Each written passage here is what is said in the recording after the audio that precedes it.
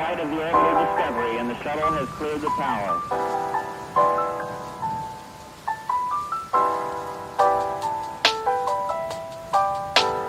Discovery's core computers now have primary control of critical vehicle functions.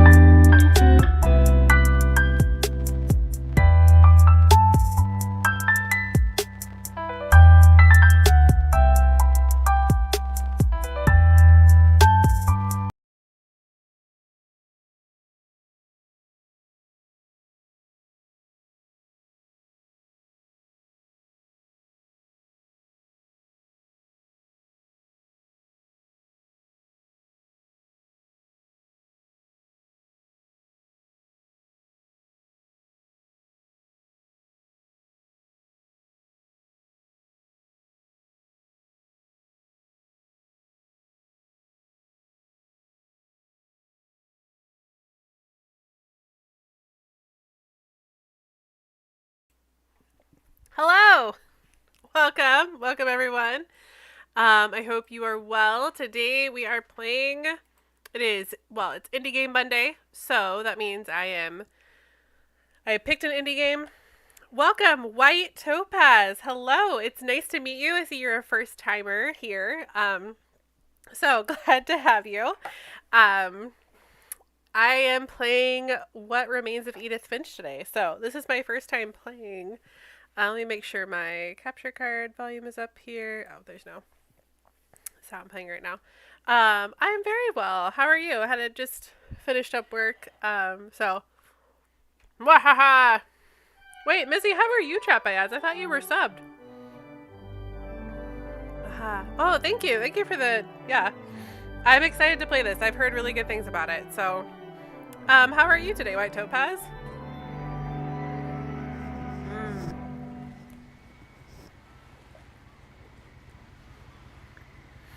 Yay, welcome, Mizzy. My wonderful mod.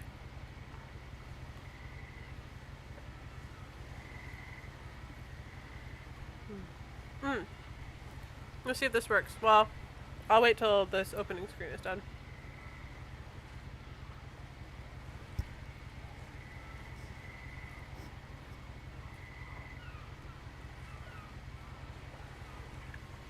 Oh, good. I'm glad you are well. Getting some relaxing time in.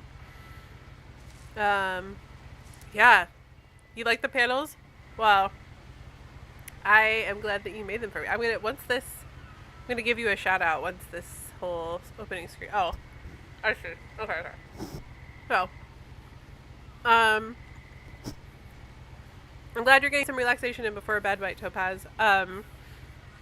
Before I forget, because I am being reminded, we have new panels today, so definitely scroll down from the video feed and check those out. Those were made by the lovely and wonderful Mizzy Bloom. So I'm going to do a quick shout out for her because she is an amazing artist. So you definitely want to see this.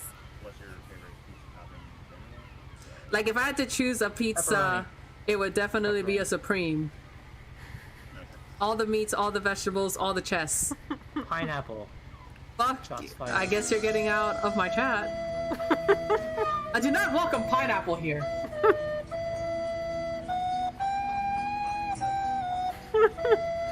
You apparently do not like pineapple on your pizza. I am shocked and sad. That's alright. Okay, so glad my shout outs work. So, okay.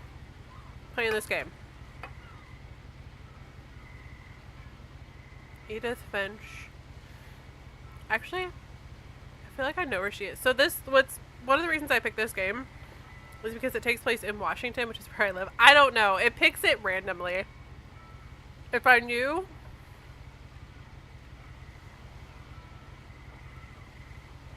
Okay, I feel like I'm supposed to be able to like. Boop. Aha! There we go. A lot of this isn't going to make sense to you. And I'm sorry about that. I'm just going to start at the beginning with the house. We know how the sound is for you guys.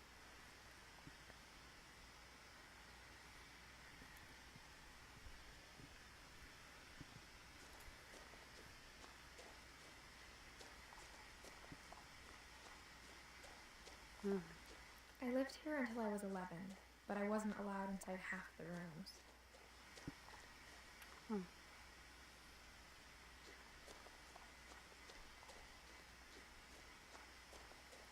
Oh. Inside the mailbox were bills from 7 years ago, marked urgent, open immediately.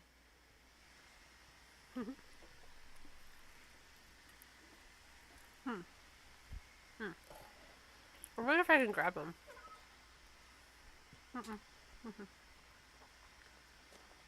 hadn't been back since my brother Lewis's funeral.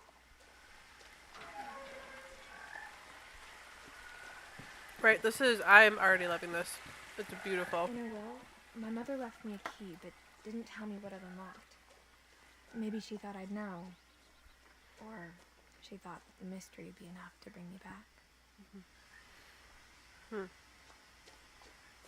So this takes place in like Washington, like, which is where I live. I think I said that already, but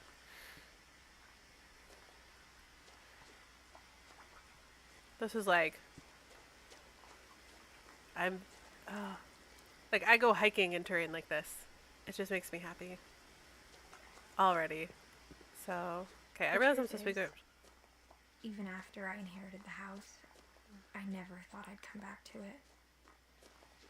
But now I had questions about my family that only the house knew the answers to. The woods around the house have always been uncomfortably silent. As if they're about to say something but never do.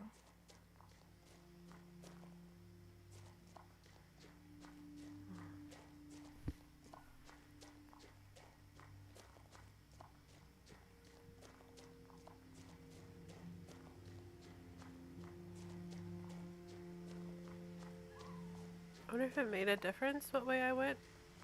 I'm not sure. Oh. Oh, honey. 3. The house was exactly like I remembered it. The way I'd been dreaming about it.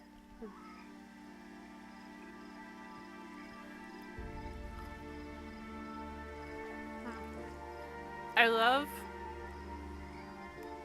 like the way that this house is built, like with the way that There are these rooms just like stacked one on top of the other.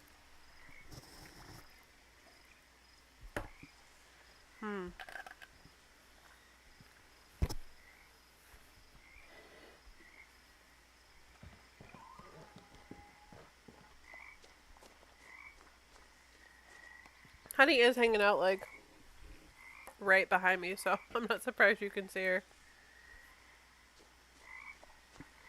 I was trying As to a press child, enter on the... The Oops. house made me uncomfortable in a way I couldn't put into words. I think you have to put text in it. Because I'm like, it's like, oh, say where you see her.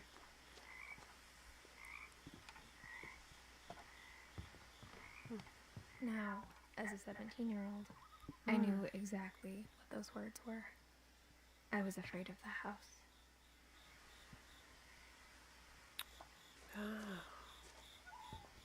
She's only 17. I hoped the key might unlock the front door. It didn't.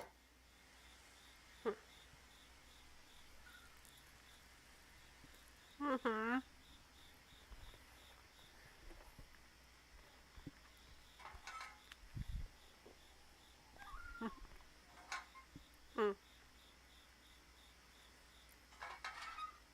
Looking in, I felt like the house itself had been waiting for me.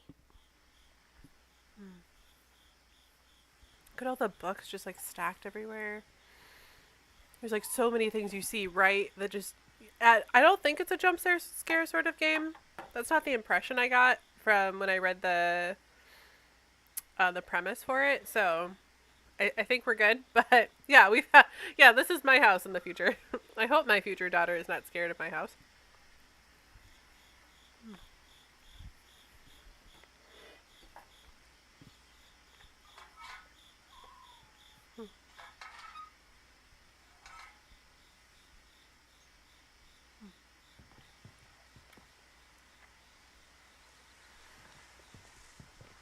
The key doesn't open the door. What does it open?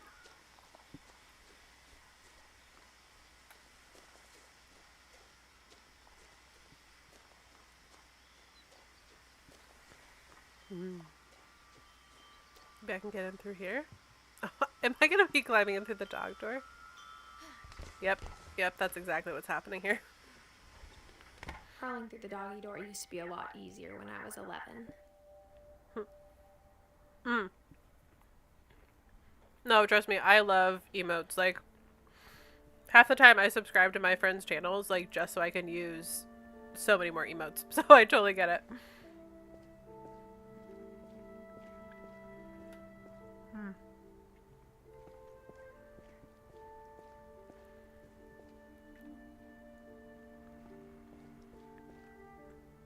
So many... Ooh. Nothing in the freezer. I mean, it's open. Better not be anything in there.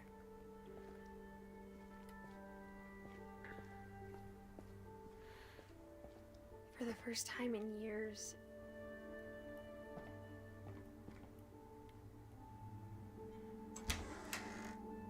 I felt like I was home.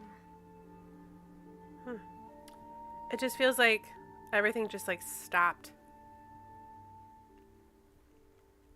Like,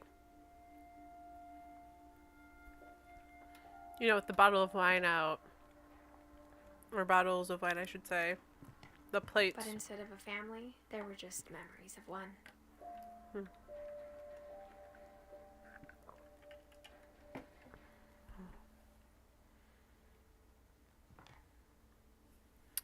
Loving memory of Lewis Finch, beloved brother to... Oh. So she's 17. Her older brother died when he was... I can do math.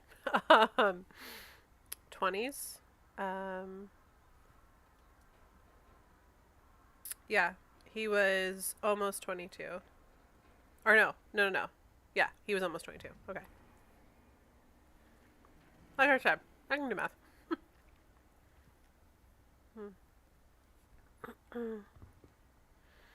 Let's see. So, okay. So Dawn is their mom. We've got Edith. Yeah.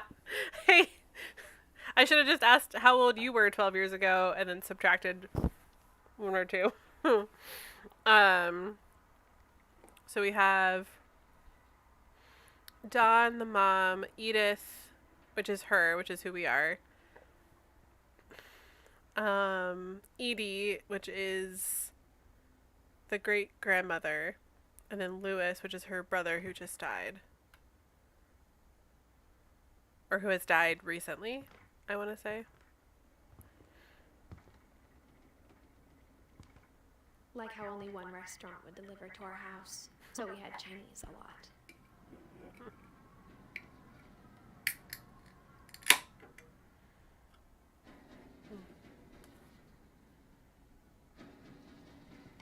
What's this?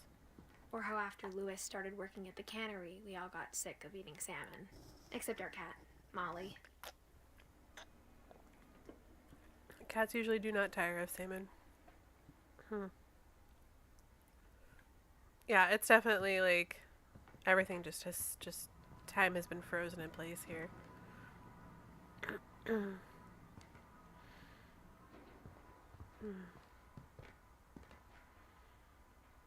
But seriously, all the like this is like it's gonna be my house one day. I have a t-shirt that says read fast, die old, leave a maddening labyrinth of books. The table was still a wreck from the night we left. It was like a bomb had gone off, killing everyone but sparing the furniture.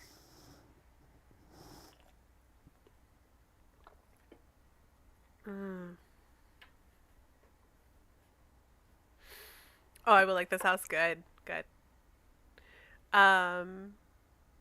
Okay, the night. So,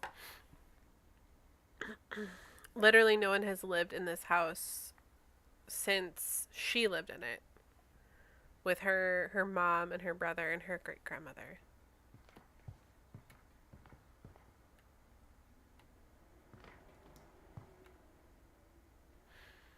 This is interesting. My mom was the only one of us who could imagine Great Grandma Edie living in a nursing home. I think the thing that stands out right here is like the fact that the oxygen tank is there. Like they left the oxygen tank. And the wheelchair, actually. Like sorry. My brain will find the small thing first before it finds the big thing.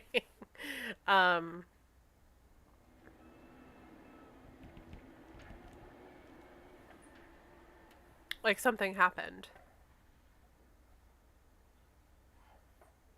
And she didn't.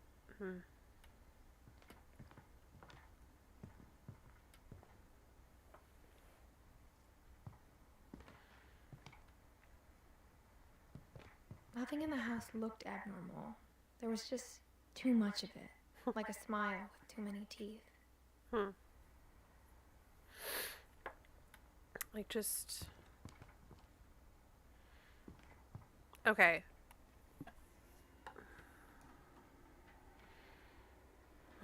This is just peak Pacific Northwest, like right here. Just the gray ocean and the tree-studded mountains and just the moss and the I like the visuals in this are just incredible. Like I apologize.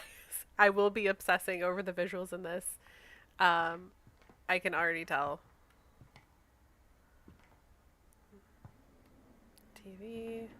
I bet there's a way out onto the back porch. Well, yeah, I'm sure there's a way. It is lovely. Thank you. It is. It's just gorgeous. You're not going to speed run through the game? Have you met me? Even the fireplace had a story.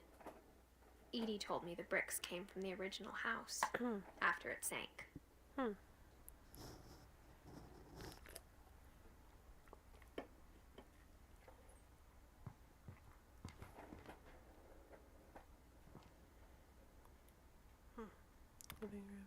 It's like they were moving in. Or trying, I mean, anyone who's moved can tell you. It takes like years to unpack fully. What am I here for? I don't know. What are you here for? But what am I here for? That is the question. Oh, okay. There's so many things. Okay, I'll start with this.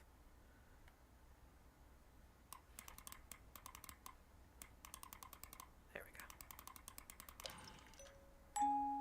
Great Grandpa Sven built a music box for Barbara, along with the rest of the house.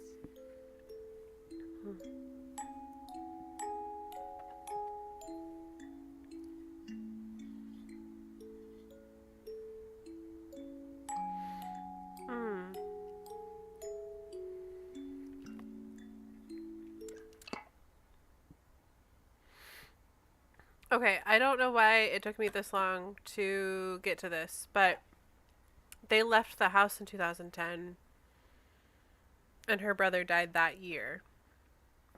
Hang on, okay. This is where the key is. I will come back to that. I'm sorry. I have to confirm something in my brain. Especially because that's on the fridge. Okay, the calendar is January 2010.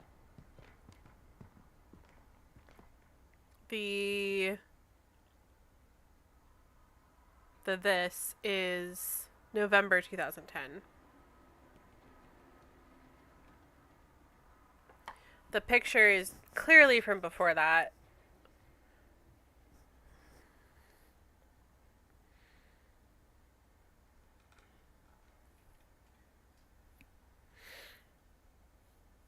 And this would indicate like that her mom and her great grandmother are still alive when her brother dies.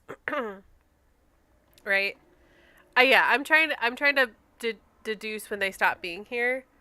Like when they left, like when she says like the night we left,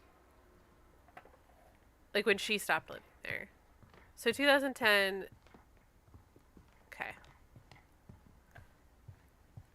Possibly 2000. I think it's 2010 that they left. And she says everything is just like the night they left, so that means they left and nobody came back to live here. Mom always told me to stay out of the basement, so I wasn't too surprised when the key didn't fit.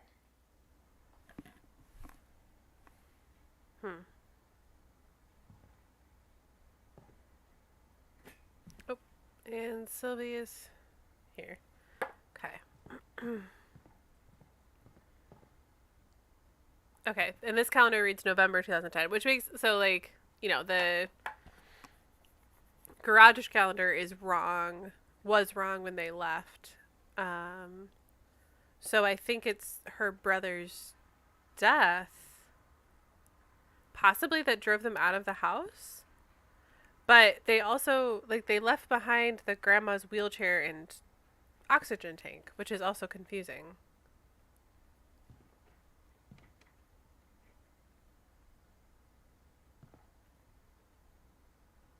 Oh, okay. Hang on. My mom wasn't much of an optimist, but she never stopped believing that my brother Milton was alive. And then there's another brother. Oh my god. But he's not mentioned in the... Okay.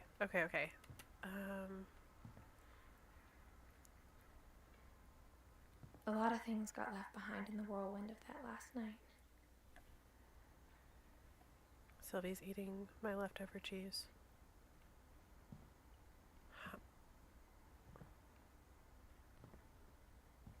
Can't interact with that. You guys are... I don't know how much she's showing up, but you... Okay, this is cool.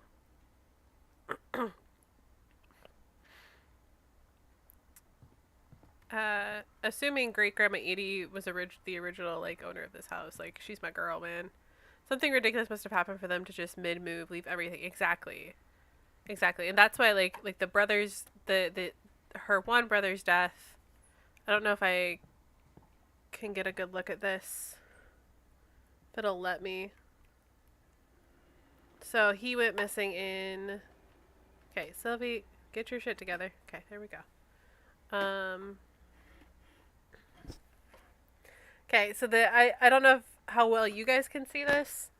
Okay, but he went missing in 2003. and he was born in May 1992. So he went missing when he was 11. So he went missing 7 years before. So it goes, the one brother whose name now I can't remember, then Milton, and then Lewis, Milton, and then Edith. Milton went missing in 2003. Lewis died in 2010. And now we have Edith, who is, and the premise of the game is that she's the only one left in her family that's alive. So, okay, age of disappearance, 11. Okay, he's went missing from somewhere in Washington. Brother came back, was mad, no one looked for him and killed the shit. I mean, he would have been 18 when that happened. Okay, Mizzy's figured it out, guys. Okay. I think I know I'm supposed to go upstairs. I assume I'm supposed to go upstairs. It's like the next thing. Although, okay, no, this was to the kitchen. Is there anything to interact with here? I kind of sped past this because I had a mission. It's hard to tell if they were moving in or moving out because we have these boxes. I feel like they might have been moving out, actually. Only because like these flat boxes, like they're not, they haven't been folded. So I think they were in the process of moving out when something happened. Oh, you can kind of see what she's wearing. That's a really cool outfit. Okay, sorry. I'm assuming moving out if it's only been mom and grandma. Yeah. Well, because or just wanting to downsize or something. Yeah. So she left. She talks about the night they left, and it sounds like everybody left. Like nobody has come back to this place, at least to live or to move anything until now. Mom disappeared. Mom sealed up all the bedrooms. Then Edie retaliated and drilled peepholes. Huh. Okay. It probably wants me to go over here, but I'm like, I want to see everything.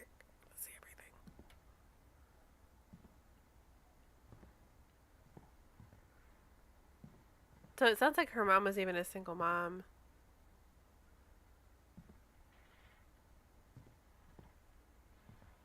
These are the peepholes. Calvin. So yep, there we go. My Grandpa Sam spent 7 years sharing a room with his dead brother, Calvin. Fuck.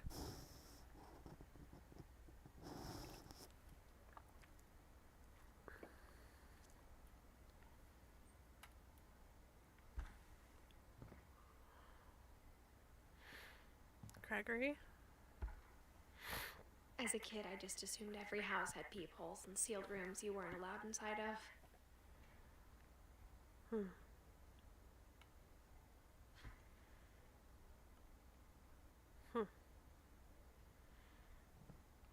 So like this house is... That's interesting. The boys are downstairs, by the way. I just saw your message. Okay, Edie also died in 2010. So that would make... I think that would then... This is still bothering me. The last time I was in Edith Sr.'s room, I was 10 and she was painting my portrait. Oh, she was named after her great-grandmother, which I kind of assumed, but that like confirms. Ellie's just up here wanting to go outside. Aw. I think they're finishing up dinner. I went down and they had a couple of fajitas for me. And they were doing the tortillas.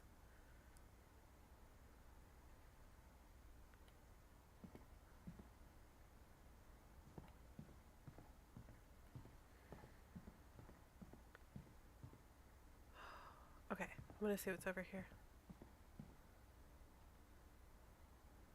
Oh, there's another.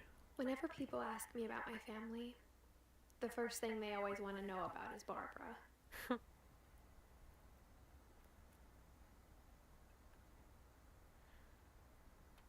Probably because she was...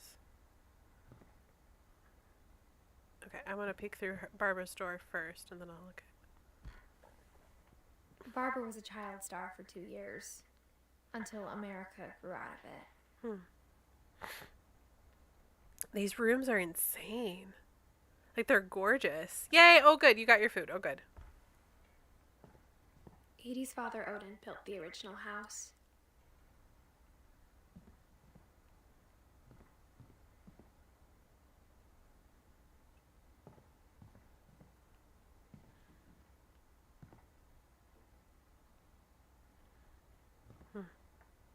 Oh, there's like a... Sylvie. Alright, come here.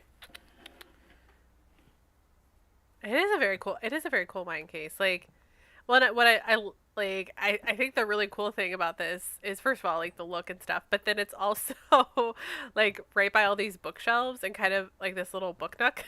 So you can have wine and read books, and that just sounds like the perfect day to me. So Mom must have locked the third floor stairs on the night we left.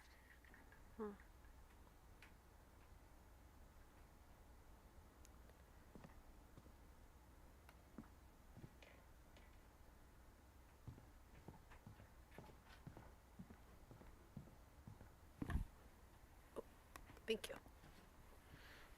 I was brung a smoothie.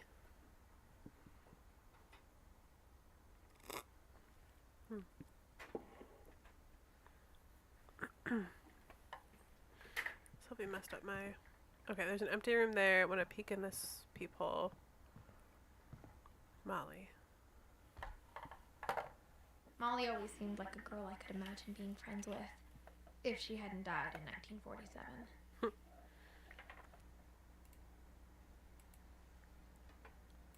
happening here? No.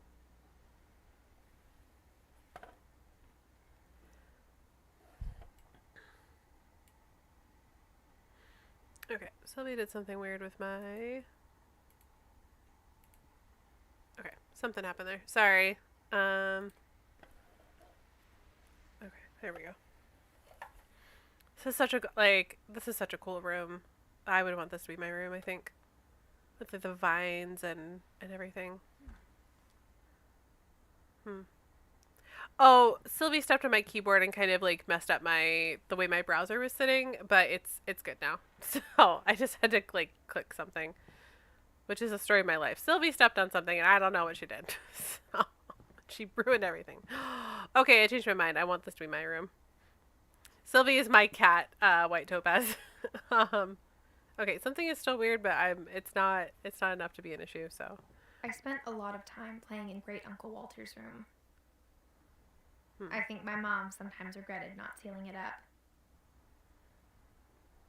I mean, look at this, like, this rug and this mural, like,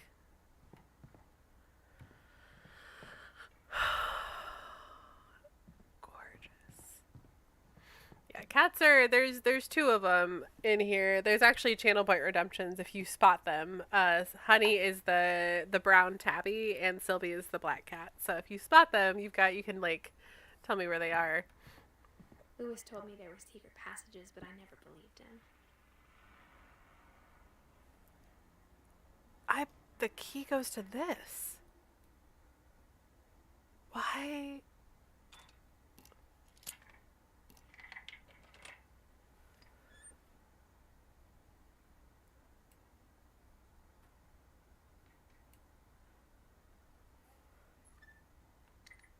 Turns out, my mom was really good at keeping secrets.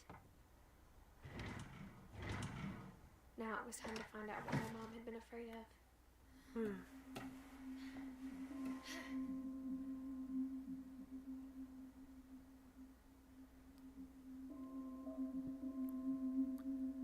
Little drawing. Little tea party crayons. From the paintings on the wall, it was clear my brother Milton had been here before me.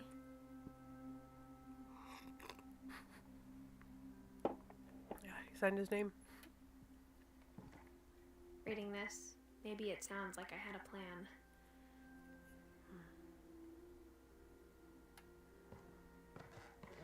but I had no idea what was behind that door. Oh. Just like I had no idea where all this was gonna lead.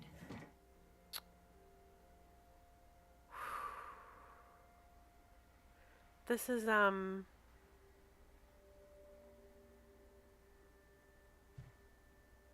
Molly's room. Which the door to that was, yeah, right there. Oh my god. Okay, first of all, can I take that? I want it. Okay. There's a door there. Okay. I see the one thing that I need to interact with, I but grew up looking at Molly's room through the peephole.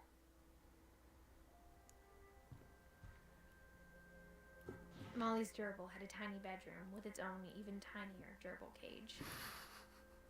aww. This is such a cool house. That's adorable. Gotta love when you see people that have these kinds of houses, but it's because they have a family that was able to give them such a house. Exactly. Like, the fact Being that... inside for the first time, Oh, yeah. I felt like I'd stepped behind a painting. Like, the fact that they were able, like, after each person died, to just, like, stop using their room. Like, I mean, obviously they had the means to do that. And as we saw, like, when, you know, I was outside the house, they just kept building onto it, where it became kind of this, for anyone who is a Harry Potter fan, like, it becomes kind of this Weasley-esque kind of house. But it's like these little, but like, like, time stands still here. Like, these artifacts of somebody's life, just, they all get to stay. It's beautiful. But, like, also a little eerie. Like, it's beautiful, but in a very eerie, like, you kind of expect a little girl to come out from behind the corner somewhere and, like, walk in and sit down on the bed and, you know, talk to you. Yes, it is an Encanto house. Yes. Oh yes, I'm so excited for the Harry Potter game. Like, that, I will almost definitely be playing that on stream. I'm very, very excited for that. I cannot wait.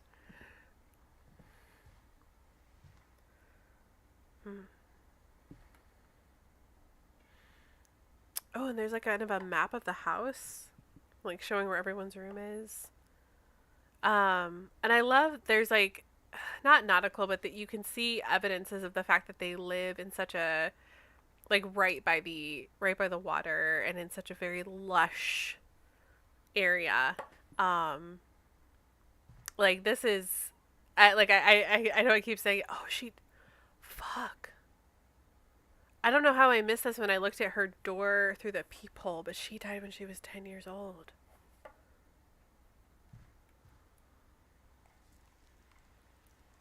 Oops. Nope, trying to read it. Still gonna use these mechanics. December 13th, 1947. Dear Diary, I'll be gone soon, but I wanted to tell somebody about what's gonna happen. It started when Mom sent me to bed without dinner. I woke up and I was starving, so I looked around for something to eat. Oh, not the gerbil. Oh, the gerbil food, The okay. gerbil food was dry, but I didn't mind it.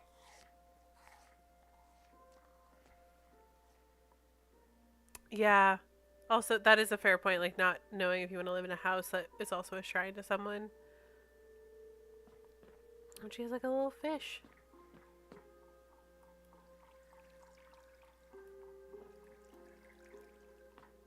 I thought about eating Christopher, but I held back. Huh. Like, so hungry she's eating her pet's food and contemplating eating a pet. Like, that doesn't seem normal. Like, even with, like, going to bed without supper.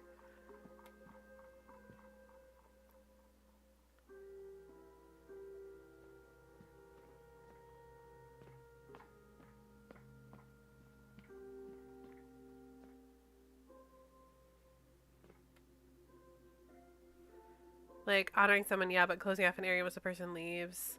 Oh, okay, she's 10, they dramatize it. That makes sense. Like, I mean, yeah, and a 10-year-old, 10-year-old who's like, I don't have any dinner, what is there to eat? My Halloween candy was all gone. Oh. Honoring someone, yeah, closing off an area once the person leaves and just adding to it. Yeah, and I think that's kind of the interesting thing here too. Yeah. So you're very familiar with this kind of drama. That's, yeah, I totally understand that. I teach 11-year-olds, and yeah, the drama is real. um I think so, Missy, going back to what you said, I think her mom sealed off the room. So they, like, it wasn't necessarily that they, like, before, she could go into the room. Well, not Edith, because her mom sealed the rooms for a while ago. But it is odd that, like, this room is only ever used. Oh, it's locked. Okay. Sweetheart, it's late. Go to sleep. Okay.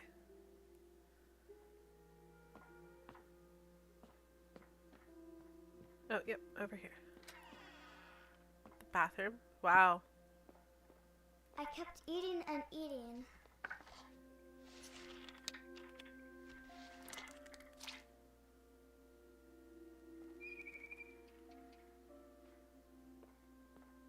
I ate a lot of things that night. Yeah, I know where this is going. These are, for anyone who doesn't know, these are poisonous to humans. They're holly berries.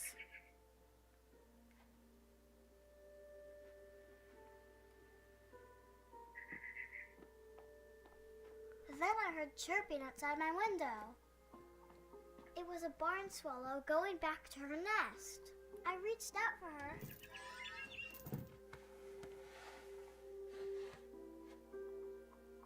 And suddenly, I was a cat.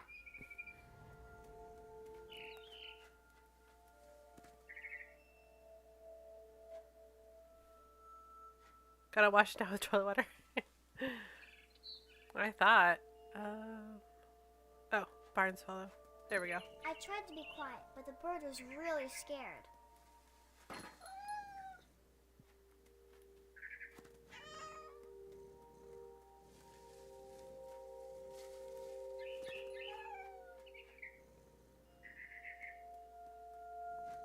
Where's the bird? Ah, there it is. Mom and Dad didn't even look at me. Hello. Hello. Okay, going after the bird.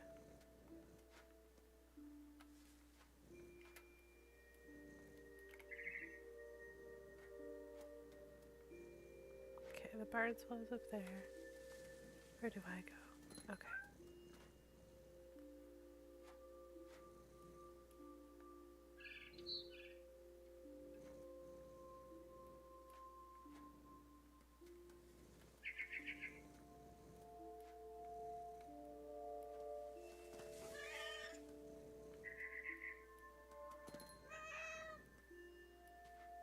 Aha.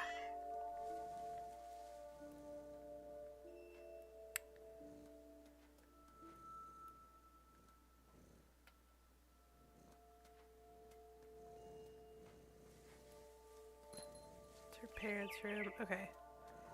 I feel like I'm missing something.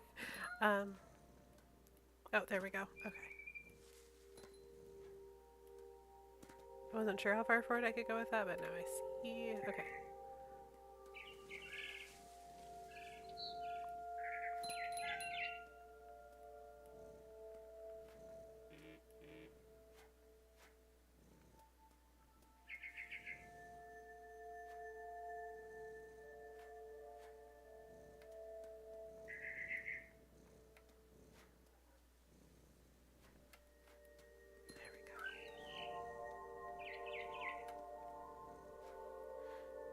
Bird is leading you to your doom. I know. I'm like, I'm gonna die.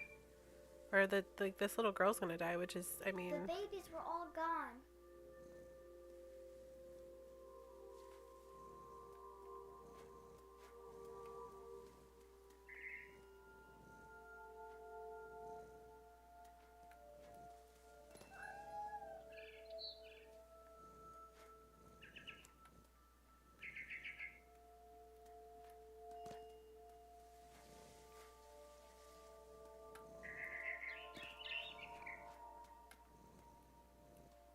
jumped and I almost got her.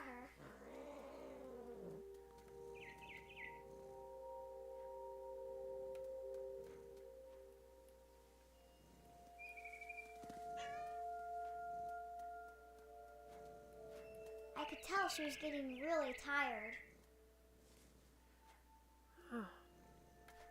It's like, okay, also, amazing treehouse. Gorgeous treehouse. I love these giant sturdy trees we have. Okay. There we go.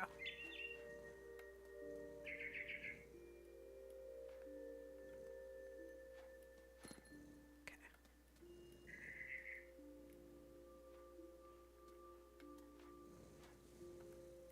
I'm supposed to go here?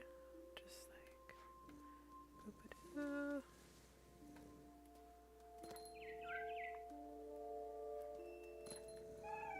Oops.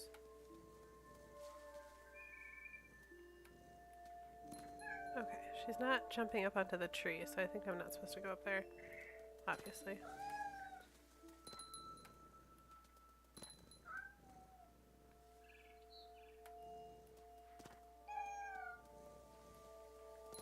Okay, like she's totally skipping the tree.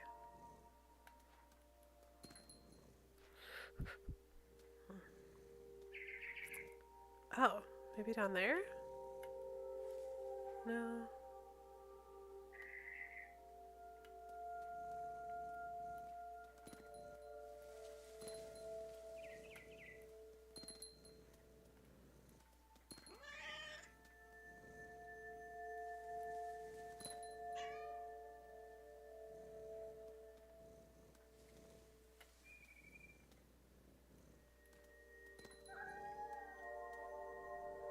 Because the bird is up there somewhere. Okay.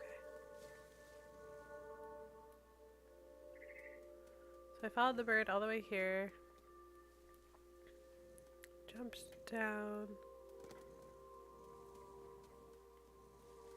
Jumped up to the table to see it. There we go. Okay, I don't know what was happening Now before. I was up in the big tree. I promised Dad I wouldn't climb it anymore. All I cared about was eating that mama bird.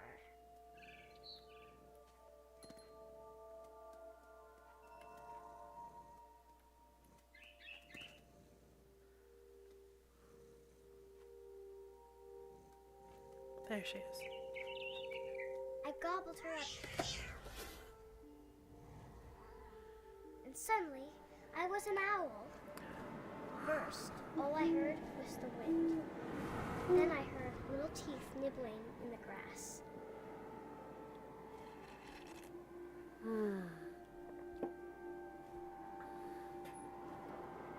This is wild. Am I directing this? Rabbits.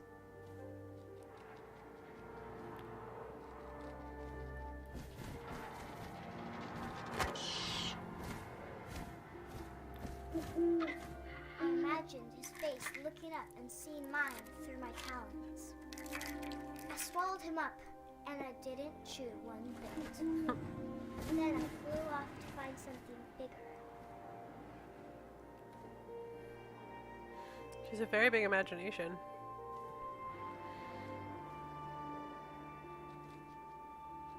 A mama rabbit.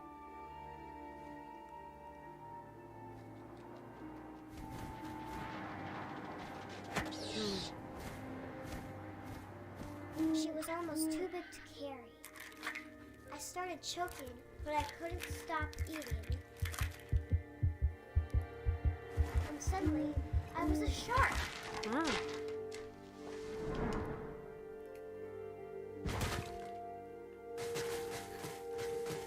Sorry. Yeah. Snow shark. Sharknado. Oh, I can. Okay, he flop. He flap. Floop.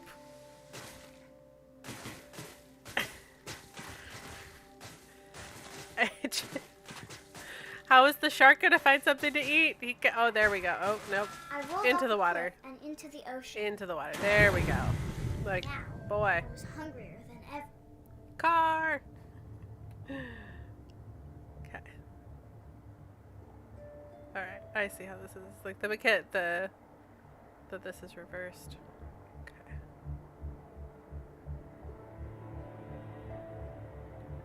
Sorry. I am sorry if I'm making anyone dizzy. I am struggling with this.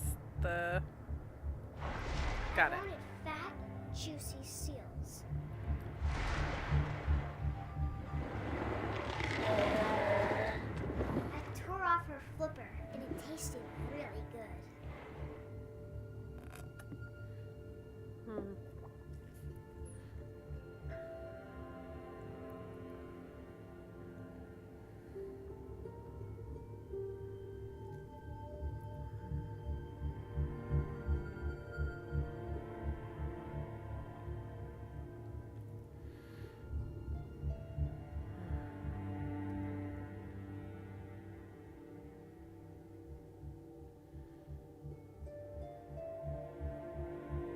Ooh, more seals.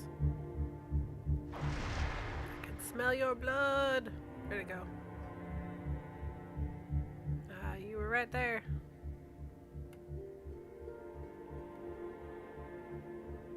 Aha.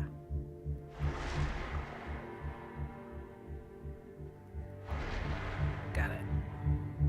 I think. Boop. Oh, okay.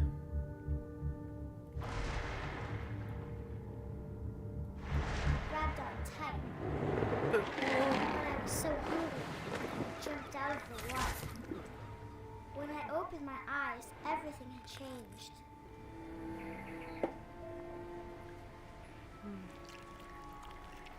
Oh. Oh. You're an octopus.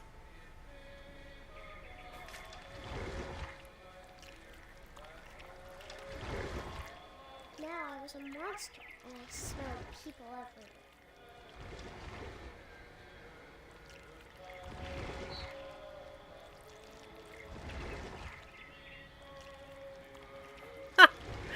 Sorry, this is really fun.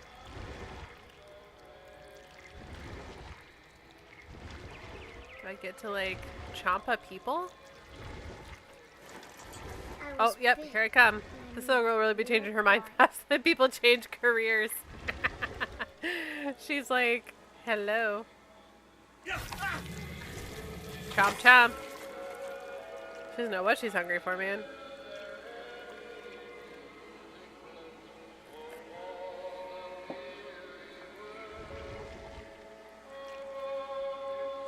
Should I go up or down? I'm gonna go. Well, apparently I'm going up. Okay. That makes sense. My fairies work. I wanted to stop, but also I didn't.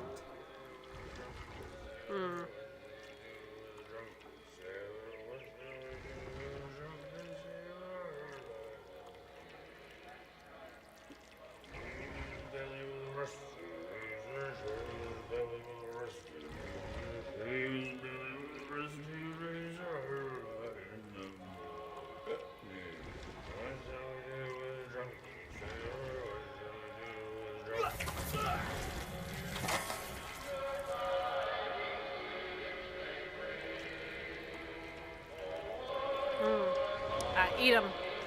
Yes, what do we do with drunken sailors? Okay, let's remind all of our drunken sailors exactly what we will do with them. That sounds bad. Okay. Ooh, I need to go outside to get that other one, I think.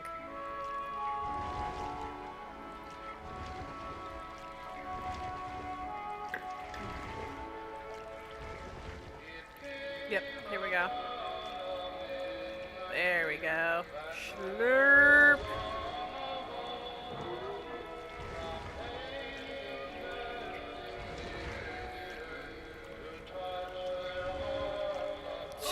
Casually closing the door.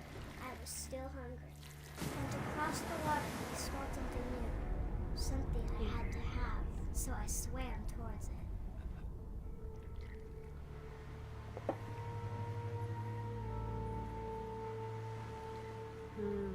I slithered onto the sand, and the good smell went into an old pipe.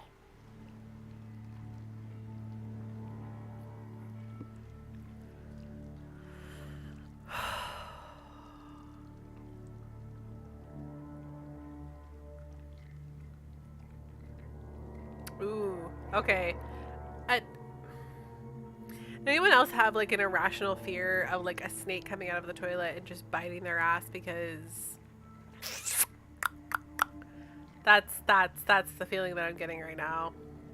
Like I am that snake coming out of someone's toilet. Yeah, see, and that's like you hear it because it's real. It happens. Closer. Oh, all the way around to yourself. Okay.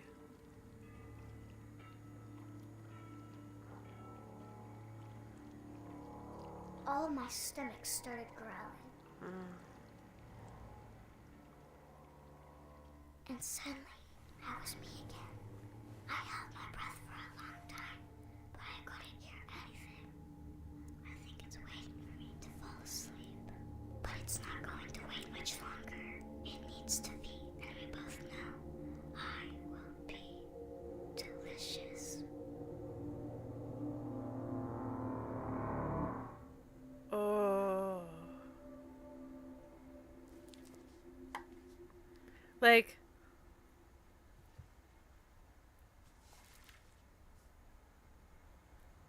I'm not sure if I believed all of that, but I'm sure Edie would have.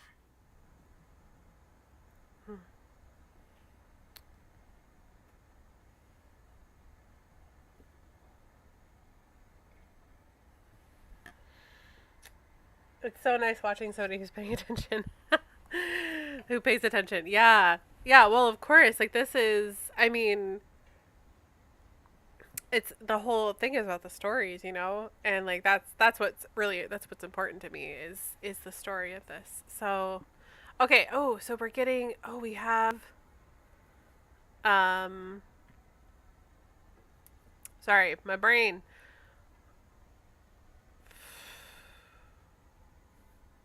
Family tree. There we go. Took me long enough. So Edith was born in 1999. So if she's 17, that means it's 2016, which is, okay, so her mom just died. Milton died in 2003. Lewis died in 2010. And then we have Edith. And it looks like, so these leaves are, I think, spouses. So maybe her dad is Sanjay.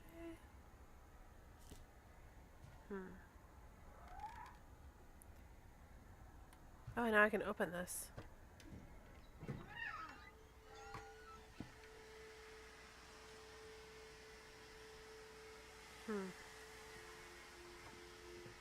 This will be obvious later, but my mom never told me any of these stories. Edie would have, but Mom didn't like bringing up the past. Though, when we adopted a stray kitten, she was the one who named it Molly.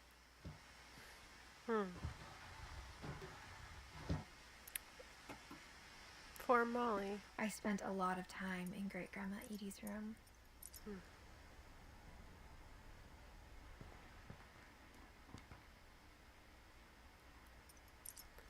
Shrine sketches. Right? Is that what that says? Shrine sketches? I don't know if that's important. Everything is a shrine. This whole house is a shrine. Oh, I see a thing. But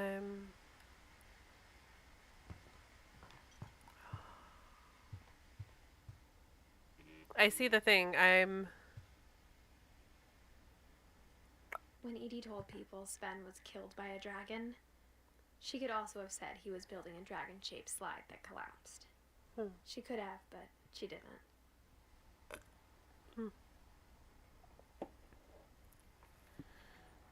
Orcas Island. Okay.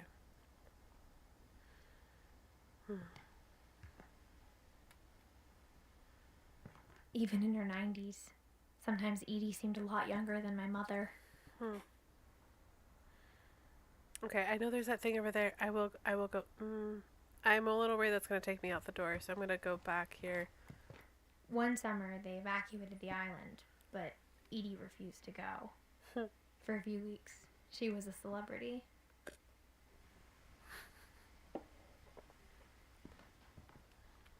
I love that kind of stubbornness. That's very much the Pacific Northwest kind of stubbornness. I hadn't thought of myself as Edith Jr. for a long, long time.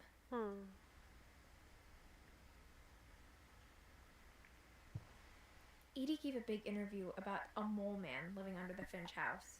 My mom was furious. I love how just like ordinary things in this house have these extraordinary stories. Like her what I assume is her great grandfather getting killed by a dragon. Well, it was a dragon shaped slide. And just all these little like quirks of this family. But Edie there's knit me a new pair of gloves every year, just in time to replace the old ones. Lewis died a week before we left, but Okay. Edie had already started to memorialize him. Okay, so that explains why somebody the memorial invitation says that Edie is written in a way that like Edie is still alive, but then Edie still died in 2010.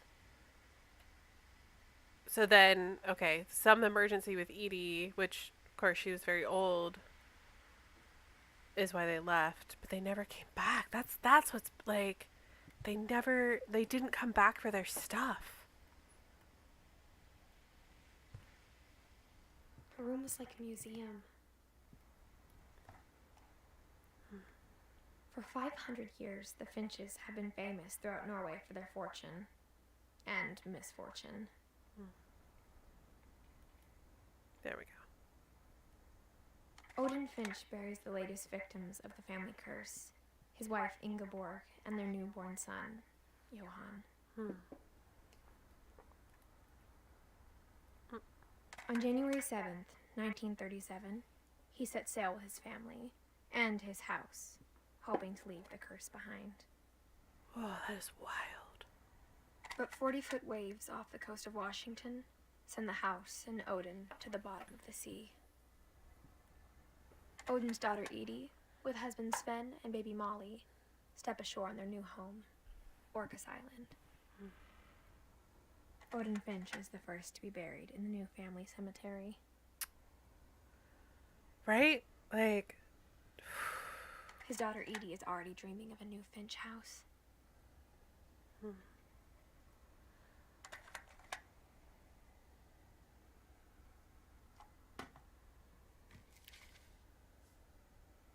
Whatever's wrong with this family, it goes back a long ways. so Odin, Edie was great grandma. So Molly was her daughter. Which, yeah, like that, like I kind of, like I, sometimes it's already in the brain and the words haven't come out, but,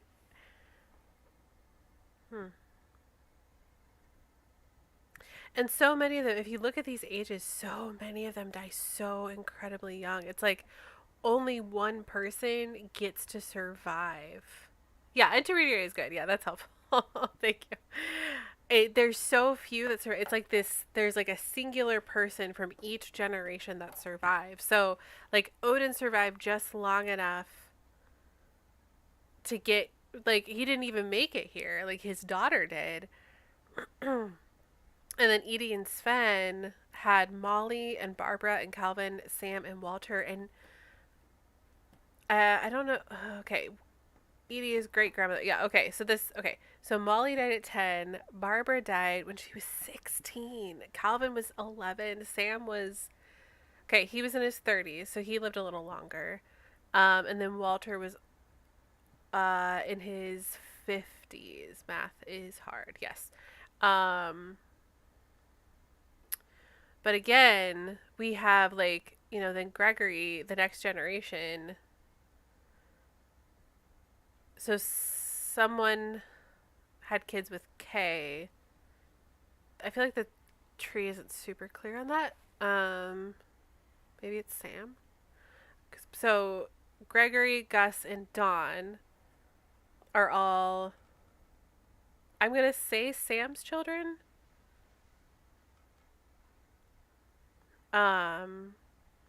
Gregory died at a year old. Gus he was 13, and then Dawn lived a while.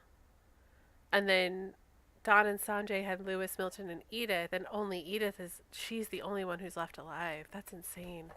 which I know, like, premise of the game, but, like, seeing how young, so, like, nobody has, like, Edith has lived, Edie, like, great grandma Edie has lived the longest out of anybody by a long shot.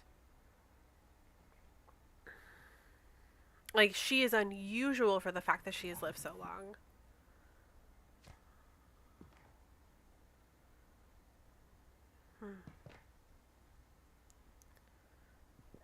Okay, so that's the door out of his room, which it's sealed, so it's not like we're gonna make it out that way. And I know there's that door that I was gonna try next, but I wanted to make sure I got everything in here.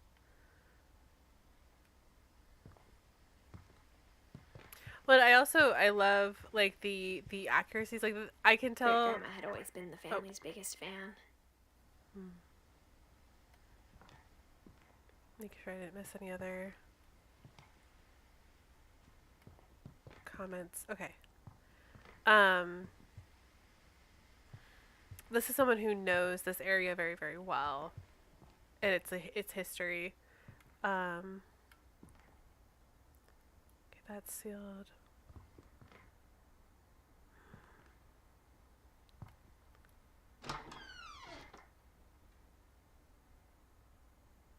The only trace Grandpa Sam's first wife, Kay, left on the house was the pink bathroom. Okay, Sam and Kay.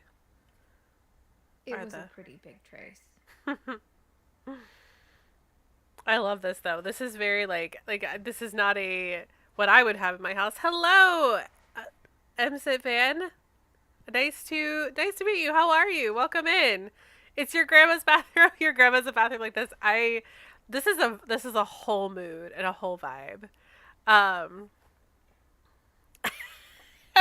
I would not, this is not me. I would not, but it is a whole vibe. Not the blush. The thing that concerns me the most, which was such a style in a certain decade, was this, like, the carpet, I love that. I love that so much, White Topaz. Carpet and bathroom is sus. Yes, Lissa, hello. Okay, so we've got two new first time chatters. We've got MSIT fan, which I don't know how to say your name, but welcome in. I hope you are well, and welcome in, Lissa. I'm so glad you're here. I'm very glad to see you here. I hope you both are well. So, this is a whole thing. Carpet and bathroom is so incredibly concerning. Like, this is disease and illness waiting to happen. Okay, so there's no text things over here, so I'm gonna go for the book up here. I'm good. I'm just tired because it's 4:05 a.m. Oh wow, you must be like Europe then. There's a secret in this bathroom by Sven and Edie Finch. I love it. That is very early/late. I hope there's a secret in this bathroom. Oh, okay. I hope that you slept and have now woken up. I actually don't know which is worse. I miss her tub the most. It was a treat to spend the weekend at Grandma's. Oh, I love that. Like, I love those little things that, make your grandma's house the best. It's in the last place you would look. It isn't in the cupboard. It's hidden in this book. Aha. Yeah, Italy. Okay, awesome. Italy is a wonderful place. I was looking for houses in Washington. I saw a couple old houses that still had carpet in their bathrooms. Yeah, I don't know what the deal is with that, but I wish it would not be a thing with the carpet in the bathroom. Hey, Trotwood. The game is gorgeous so far. Let me tell you. Oh my word. Sam an old camera he'd refurbished. He never put it down. Yeah, Italy is awesome. That is, like, actually, Italy is a place that I have on my list of places that I want to go, like, high priority, want to travel to. So, but yeah, the game is gorgeous and fascinating and very mysterious is how I would describe it. So, carpet and kitchen's not great either. Yeah, carpet only belongs in very specific places, and even, honestly, like, living in the Pacific Northwest, like, this is taking place very close to where I live. Actually, I'm gonna do some math here, or some calculations. But in this area of Washington, like, carpet is fine if you take care of it. Okay, so this is like a few hours north of me. It's like towards northern. It's near Bellingham, and I'm further south. Okay, that is as close as I'm going to come to doxing myself. That's very close that I'm not going to do anymore. But yeah, carpet is such a pain to take care of, and yeah, it's the moisture. It's so rainy and like wet here that it's not super great. You have honestly, I would be happy like we like our upstairs and our stairs are all carpet, and then our downstairs is all hardwood, and I would be happy with just making everything hardwood, but that's a lot of money. So look at these photos. This is cool. I'm pro hardwood floors everywhere and buying rugs is necessary. Yes, absolutely. I much prefer one of the last houses I lived in growing up was totally hardwood. It's so much easier to take care of too. Oh, good. Yay, no carpet in White Topaz's house. Oh, these are cool. This is so cool. Calvin Finch. This is like cool uncle vibes. I don't know. Or not Calvin. Calvin is he died very, very young, but at 11. But this like mirror selfie. Very cool uncle vibes.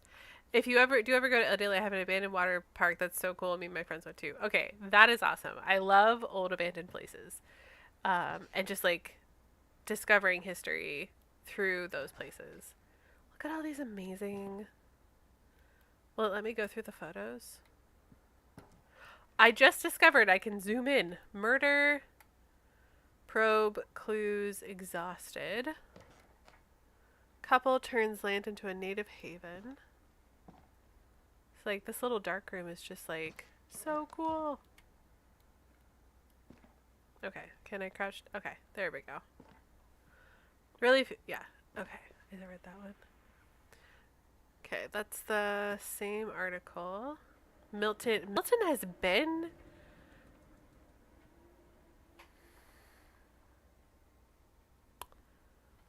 Milton's her brother that went missing. I wonder if there's a correlation here. Because Milton's been through all of these different places that like she's now, these like little secret passageways and stuff that she's finding.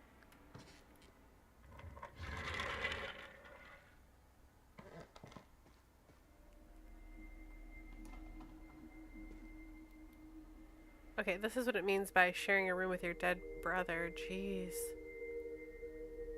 Okay, but also this is super cute. Look at these. Sam and Calvin. Look at these sweet little...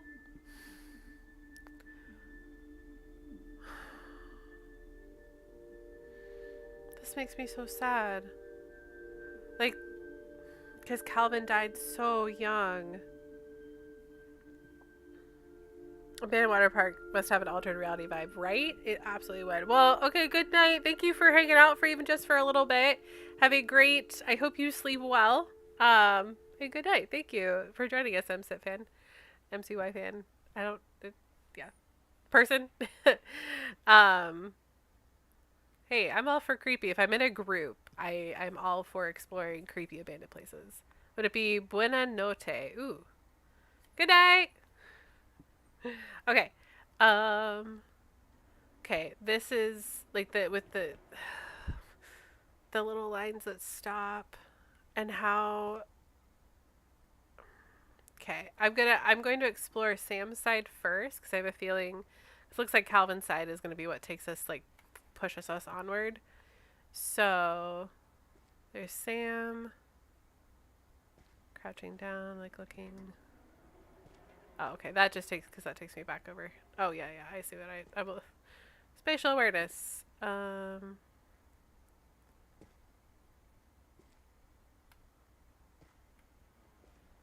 Just the. He joined the military. No, this is Patrick. Hi, Don. Ooh, okay. We're gonna. Can I pause? Yeah, okay, this is like a pause situation. Oh, but it plays music while you pause. Okay, I'm going to leave it like this. So, welcome in, Dawn. I'm going to do a quick shout out for Dawn. My keyboard is in a weird spot today. Welcome in, Dawn. Here's a shout out for you. We'll stop and... Ah, that little Oh, is this Kingdom guy's Hearts? running a train on me. Wait, no. Don't clip Oh, that. I was there for this. I remember this now. Because I think right after where the clip ends, you were like, wait, don't clip that. Yeah, I think so. I think you did. Okay, small moment of levity and for moving into this. Ooh, okay. This is fun. I was actually really into photography as a teenager, so I still have my camera. Wow. Okay, I know that. Just I like this like kind of level, like two story, I guess, thing here. It really makes like kind of sharing a room with a sibling more doable. Like you kind of like everybody has their own, you have your like own double centered. Okay, it's not gonna let me jump off from there. And I can't climb over there, so I think this is it for Sam's side. Unless I can... Oh. I had to look that up. These photos, just my heart. Can you imagine, like, I see what she means now. Like I said, like about sharing a room with your dead brother. Like this half was preserved. I knew Grandpa Sam had a twin. And that he never talked about him.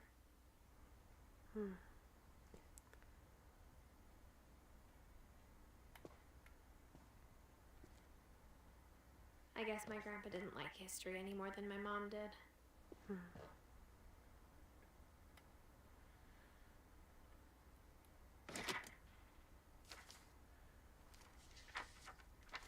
How I Want to Remember My Brother by Sam Finch. The thing I remember is that when he made up his mind, that was it.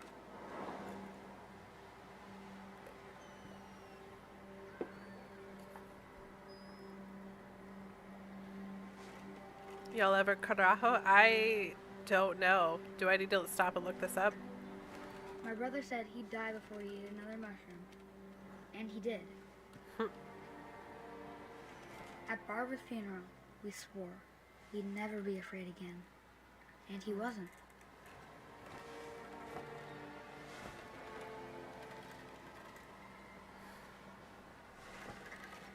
Oh, I think Calvin always Okay. wanted to fly. that's what I thought. Because I hear you say it sometimes, Lizzie. Calvin! Dinner's ready! Coming! But that day, he finally made up his mind to do it. Oh no. Oh, I know exactly where told this is him going. going Damn around it! impossible. Fuck! Oh, never Maybe mind. if I hadn't said that. Oh. Calvin, I'm not gonna tell you again. Maybe if the wind hadn't picked up. Then maybe he'd still be here. But I doubt it. I think he'd already made up his mind. Yeah, I know where this is going. Damn it. That's what I want to remember about my brother.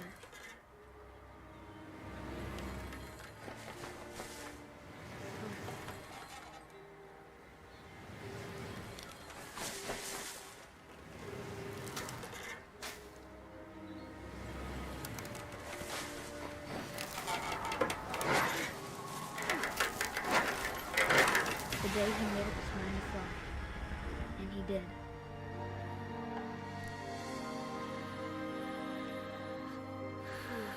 Yeah, sorry about the motion sickness, guys. story felt strangely familiar. When I was younger, I remember trying to do the exact same thing.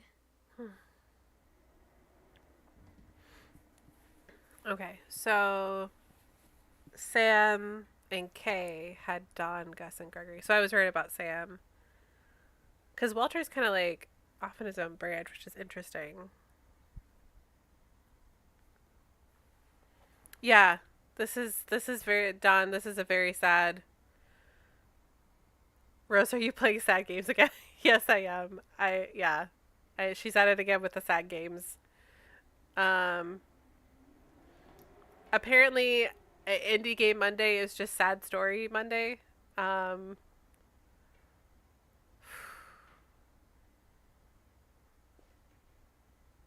I think I'm supposed to go back down here. After the funeral, Edie rubbed off Calvin's half of the room.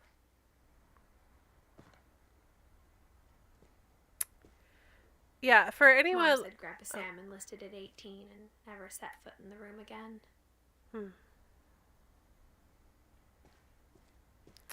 I guess I should pause here for anyone who's just joining and isn't familiar with this game. What Remains of Edith Finch is about a girl who's exploring, she's returning to her family home, and she's the only person left in her family who is still alive. And she's uncovering her family's secrets. So that's, yeah. So, and it, some things that I have discovered as I played through the story already, there seems to be some sort of curse in the family. Like, a lot of people in the family die young. Besides her grandma Edie, who died when she was in her 90s, the next oldest person in her family, at their death date, was in his 50s. And a lot of people in the family do not live past their childhood. So that's a big thing here. And she's kind of learning about her family members as she's going through, people in her family tree as she's going through this house. So yeah, it is very sad.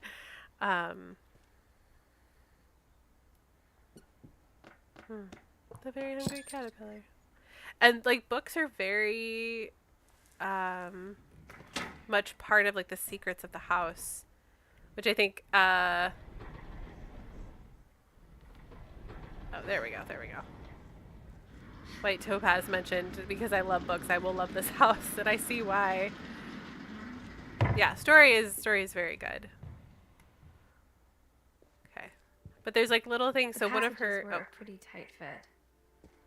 They'd obviously been built for smaller hands and bellies. Oh.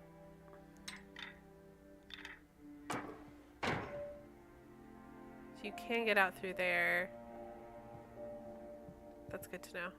But one thing is, one of her older brothers, Milton, went missing when he was 11. And it's clear that he has explored the passages of these, the secret passages of this house before, because there's little paintings and stuff from him. I wonder if okay, I realize, okay, so now I can get back in here, but this is interesting that you can, okay, so this is kind of a way out of those secret passages, but I don't know if there's, so I'm gonna just, may I say something about this part? Yeah, absolutely.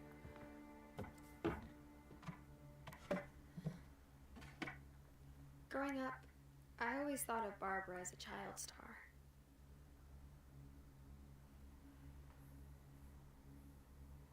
Just a bit of spook here if anyone is very sensitive. Okay, thank you for the heads up there. So, trigger warning for anyone who is sensitive. There's a little bit of spook here. Okay, thank you so much for that. Oh, okay, you can climb back in. But I am not going, okay, I'm going to climb out.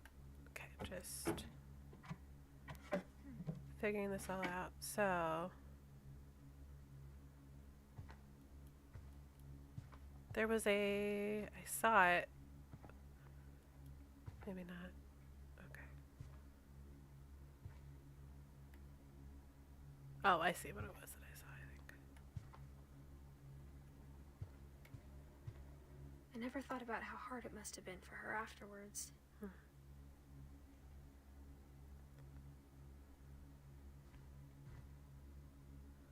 I mean, she died at 16.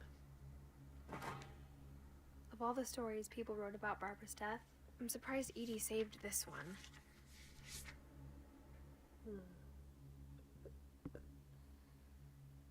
Old Jack here with another ghastly tale inspired by America's most unfortunate family.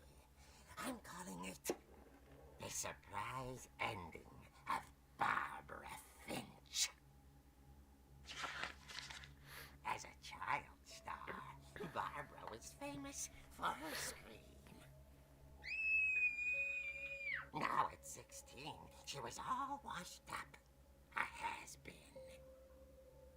But in a lucky break, she'd been asked to perform her signature scream at a local convention for monster movie fans. It was just the boost her career needed. Unfortunately, her scream hadn't aged well. Getting better. I think you just need the right motivation.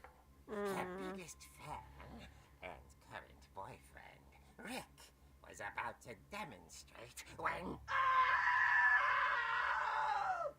Now that was a great scream. It was Barbara's father, Sven. He'd slipped into a table saw and had to be rushed to the emergency room. So Barbara got stuck babysitting her youngest brother, Walter. Her convention comeback was cancelled. Okay, I'm hearing frustration, but I'm not hearing terror. What if I tried... A gang of hoodlums in Halloween masks have been terrorizing Orcas Island tonight. Police are urging residents to... That came from the basement. You're right! Also, I loved your delivery on that. Why is your basement door locked? Because my dad likes making puzzles and secret passages. There's a key hidden in the music box. The secret is to keep winding and winding until finally the key pops out. Thanks, babe. I'll be back in a sec. 20 minutes later, Rick hadn't returned. So Barbara went to look for him, right on cue. Remembering the key in the music box. She reached for the music box.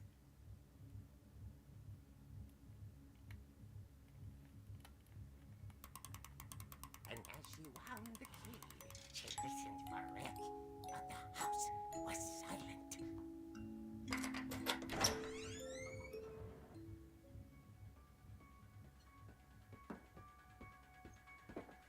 I assume this is where the spook is. She found Rick's crutch and imagined the worst.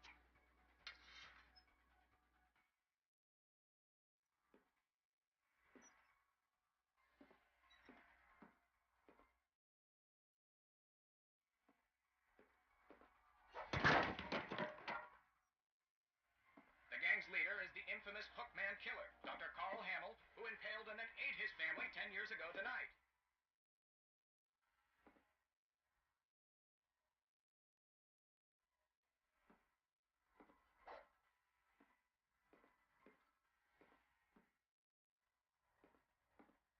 The old fridge rattled and grew still.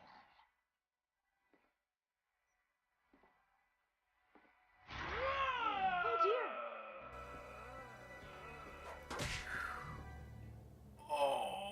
I mean, he deserved that one. Barb, relax. I was just trying to scare you to help you find your scream. Well, I'm not scared, Rick. I'm furious. Then act furious. All I'm getting from you now is that you're hurt and confused and She threw him out. But Good she for her. found a little something to remember him by. Barb, have you seen my other crutch? And she was still holding it when she fell asleep watching the Late Picture Show. Hours later... Barbara! Walter, what's going on up there? Ah! Okay, I'm coming up. But if this is a trick, you're dead, Walter.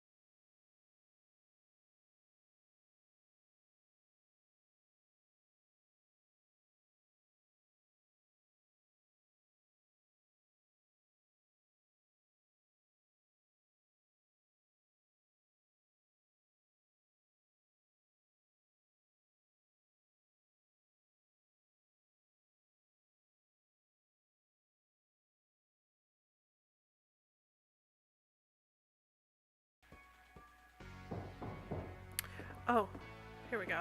Yep. She played her part beautifully.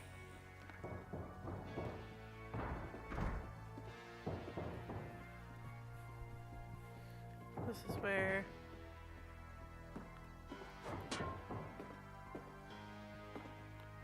Okay, came out of there, not going through there. Oh, we're going through the window. Right. Okay. She thought about abandoning Walter, but just couldn't do it. But then where the fuck is Walter?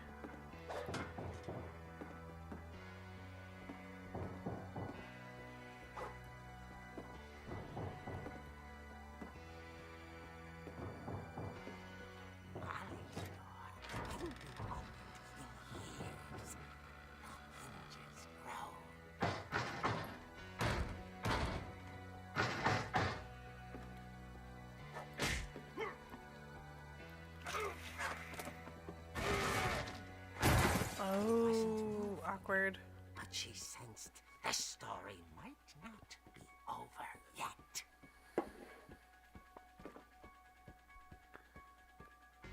Where's Walter?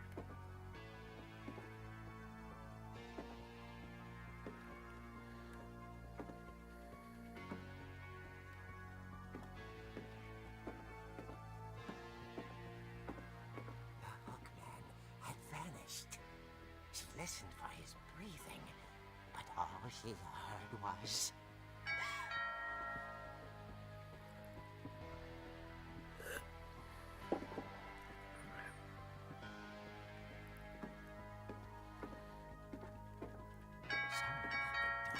I'm coming. Dying to speak to young Barbara.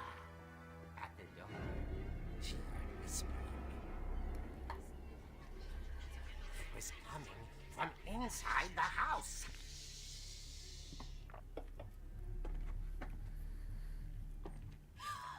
Oh dear.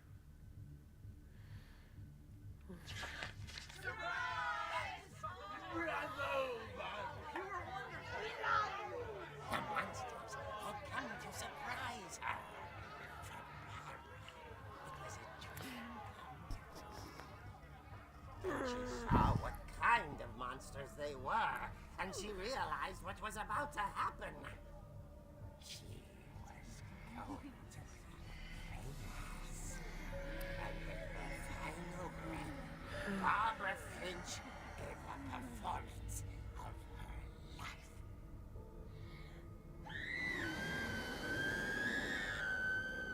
I wasn't there myself, but I hear Barbara was magnificent. Ooh. Poor girl. She had a taste for stardom. But unfortunately, so did her fans. Of course, the police blamed it all on poor Rick, who disappeared the same night. And little Walter, hiding under his bed the whole time. Oh, yeah, she got munch. But Poor that's another Walter. story. As for Barbara, tucked inside the music box is all they ever found of her. Her ear. Oh, Now that's she done got munch. real eerie tale. Ooh. Damn. That is... Oof.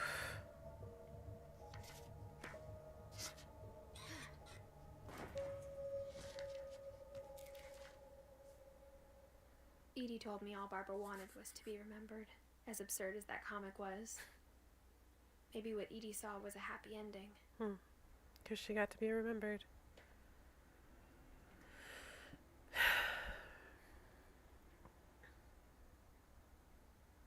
Walter lived a really long time.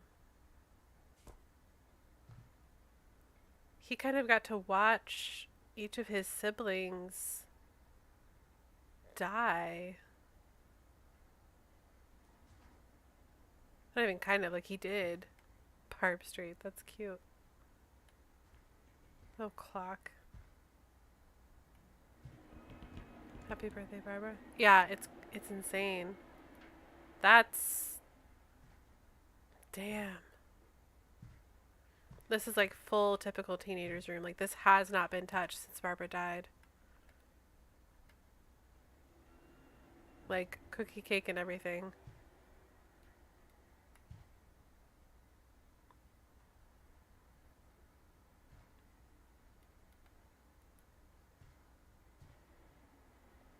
I feel like I'm missing something. Maybe there should be more. Maybe not.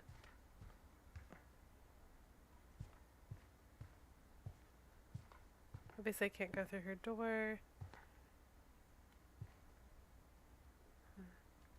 Okay, but now I know about the basement. I guess now I know why Mom didn't like me playing with the music box. Yeah, no kidding.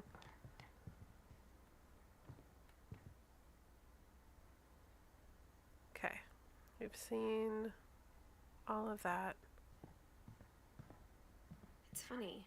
All those times I played with the music box and never found the basement key.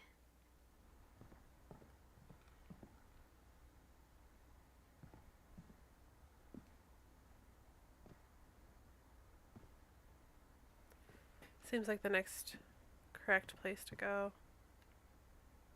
Okay, it's back over here.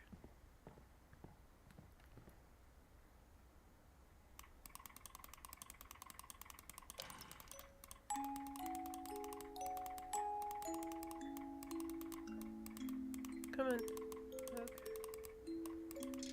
There we go.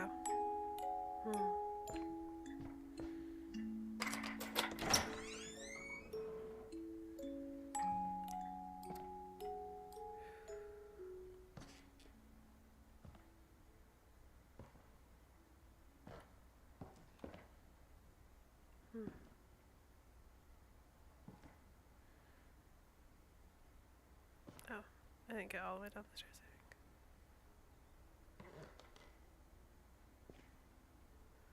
There's so much in here. I don't even know where to start. I think I'm just gonna kind of make my way around the room like this. So many old, like, cleaning things. Washer, dryer. Oh. Was that... Am I supposed to look up? Oh, I gotta see what's going on. Okay. Boxes down here. Little, like, pram and the little baby seat. So many boxes. Just making sure I'm not... Okay.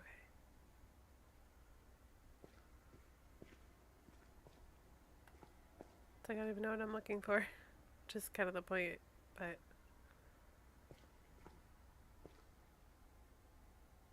Mom said the basement was off limits. Unless I wanted another tetanus shot. I mean... I see why. There's the dragon slide model, I guess.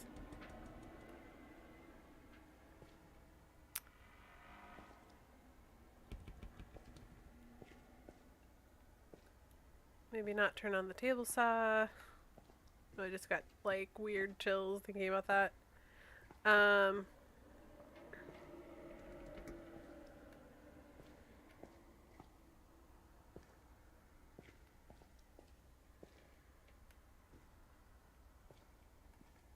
saw Edie sneak down to the basement once, carrying packages. Wonder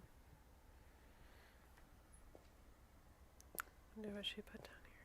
Oh, okay. I thought maybe she was hiding presents. It's like such a kid thing, you know? It turned out she was hiding a lot more than that.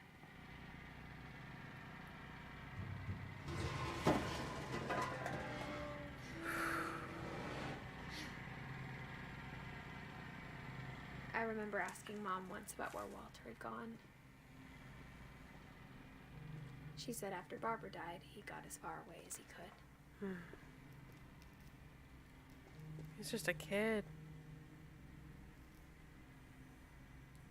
Man, this is like full... If there's a pattern in all these stories, I think it's that none of us has gotten very far. Yeah, no kidding.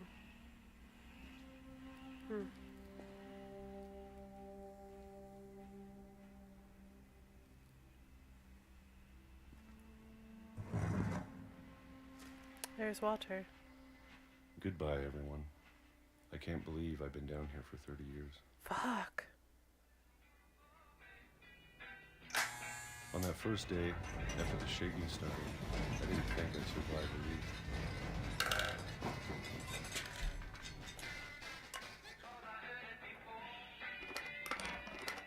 But after a few days, I settled into a routine.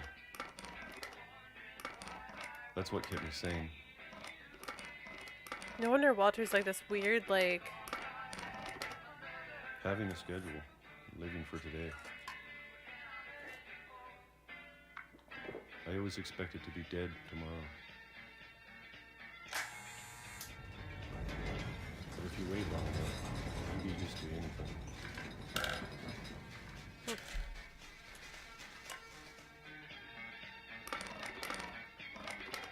Even a monster on the other side of the door starts to feel normal. Almost friendly.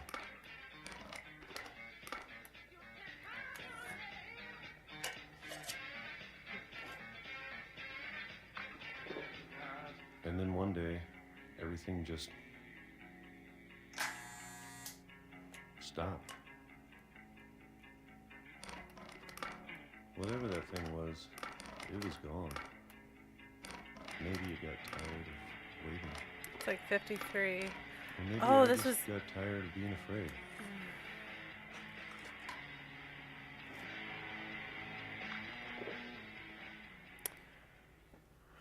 It's been a week now, the longest in 30 years. I'm done waiting. I have to leave while I still can. The fuck? Okay, first of all, no wonder Edith wasn't allowed in the basement. Her great uncle Walter was like low key, like, the fuck. He was hiding from what killed his sister. Somewhere. Whatever killed Barbara and Molly. And Calvin. He's hiding from the curse. Maybe this is all a mistake. But I need to stop living the same day, even if it kills me.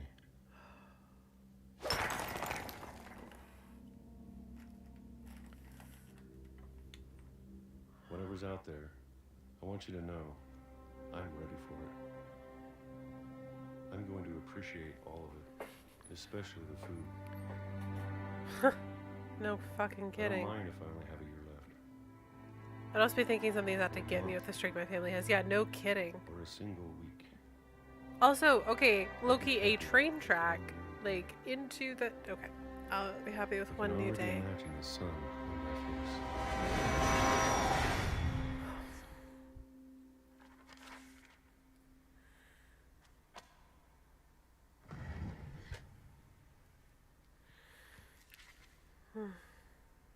Walter died when I was 6. I can't believe my mom never told me he was down here. Of course. Of course she didn't. Yeah, wow is right.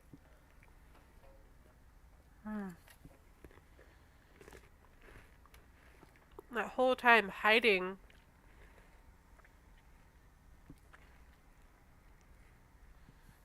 Like, yeah, it's...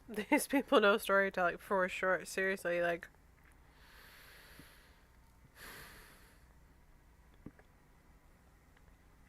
Like, he thought he could escape it, then he was like, no, I'm gonna finally live my life, and the minute he stepped outside, he was gone. Like, I'm sure my mom was trying to protect me. everything he was afraid of was real. It came true. In one sense, you're like, he spent you know, his entire life in a basement. But in the other sense, it's like, no, like, of course he did, you know? Sounds like Final Destination shit, I know. Maybe she was afraid I'd end up like Walter.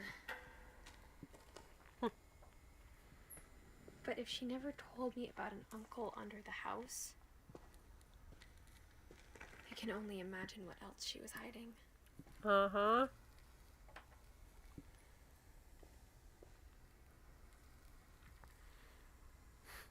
I don't want to make the same mistakes she made.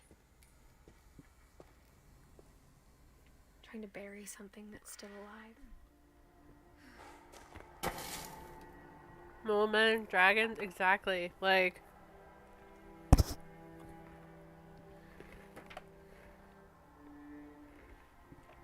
sorry. Walter is the mole man. Holy shit. Now that there's only one of us left, or maybe two, I thought it was time I heard the stories for myself and found out what happened to everyone else. That may be but now too. I'm worried the stories themselves might be the problem. Maybe we believed so much in a family curse, we made it real.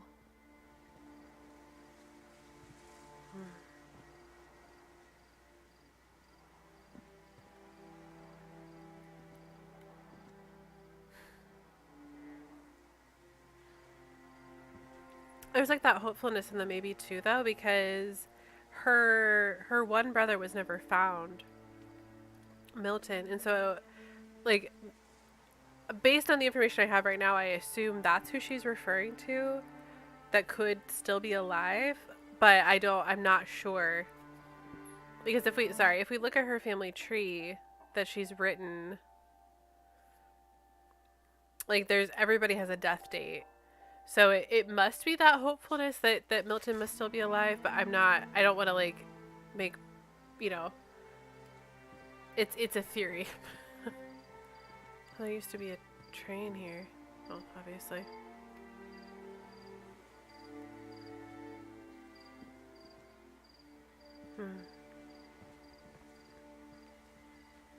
I don't know if I should even be writing this.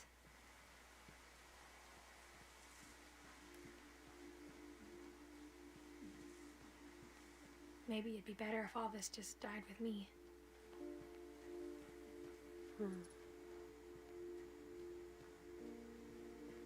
But I thought you should know about your family. Or, okay, another theory. I'm gonna mull on this one that I feel like that the theory that I just came up with is probably pretty obvious, but I'm gonna like simmer on it before I vocalize it. And the history you're a part of. Yeah.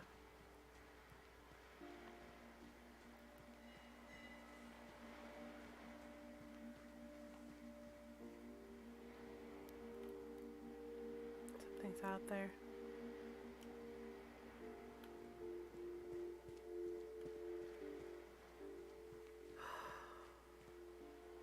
There's still even more to that house.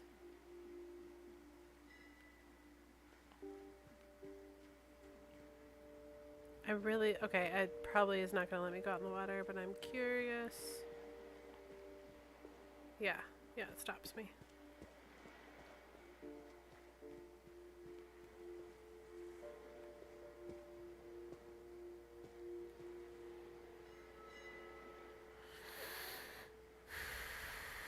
I know I'm supposed to go back up, but I just...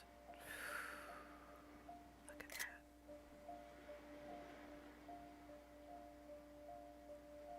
that. It's so beautiful. I have a feeling we're going to end up out there.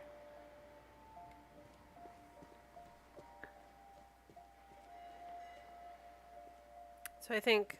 So... My theory is that she's either... While I really want a house that overlooks the water, Honestly, Mizzy, that has been the dream since we moved here. To have like a like. Though to be honest, I feel as lost as you probably do right now. Yeah. I So think the people in these stories believed them, for what that's worth. I really want to look at this. Okay, I'm gonna find a good pausing point and then I'll say my theory.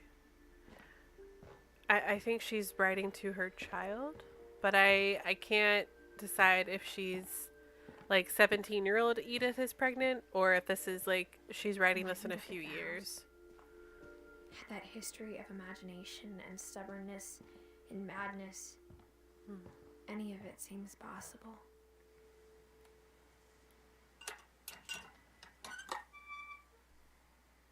I fear evacuating for storms. Often I enjoy vacation on the ocean. It's, yeah. I think it depends on like where you are. That is definitely a concern with waterfront properties, but like here on this island, absolutely. With where you are, I think I think I'm supposed to be going down here. I don't even know where to go. We've been surrounded by death for so long, we've just gotten used to it. What kind of family finishes building a cemetery before starting the house? Oh, Alabama coast? Oh, yeah. That would be a whole mess with like with storms and stuff. And yeah, it would depend on the kind of the body of water. Admit this, but the pet cemetery may be more uncomfortable than the human one. I mean, 3 of the gerbils are mine, and 2 had been my fault. I lived in Puerto Rico long enough to know I didn't want to be right next to the ocean. Yeah, that is absolutely fair. The ocean is extremely unpredictable. I will say there's some really beautiful, like, so, again, like, this is, like, I live in, like, a few hours south of where this story takes place. And there's some beautiful places that you can live that are like really close to the water that aren't necessarily as dangerous, but it's because we live in an inlet. And so even like with storms and even with choppy waters and stuff, it's not as like you're right on the ocean like here with Orcas Island. So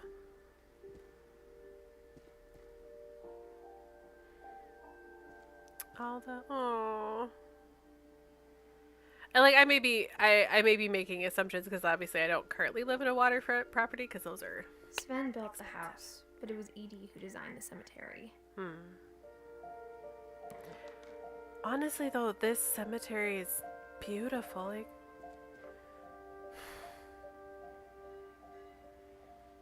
Molly and Calvin and Sven and Edie.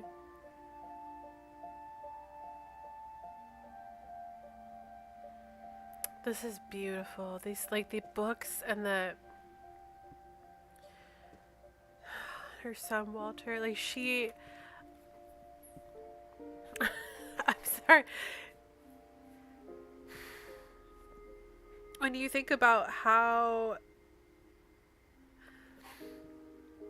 she said goodbye to her daughter on a night that she sent her to bed without supper, and goodbye to her son because he swung too hard and she just wanted him to come inside. And Barbara is something that they never found her body. And then Walter was so fucking traumatized that he hid from the world. I will not cry. That he hid from the world for the rest of his life. Okay, maybe I will cry. And she protected him. And she did everything she could to take care of her family. And they're all gone. And even Walter, who she let him live in the basement because he was so afraid. Until he was almost 53 years old. He was 52. Right? Yes. Okay. It just, okay, hydrating. Thank you, Mizzy.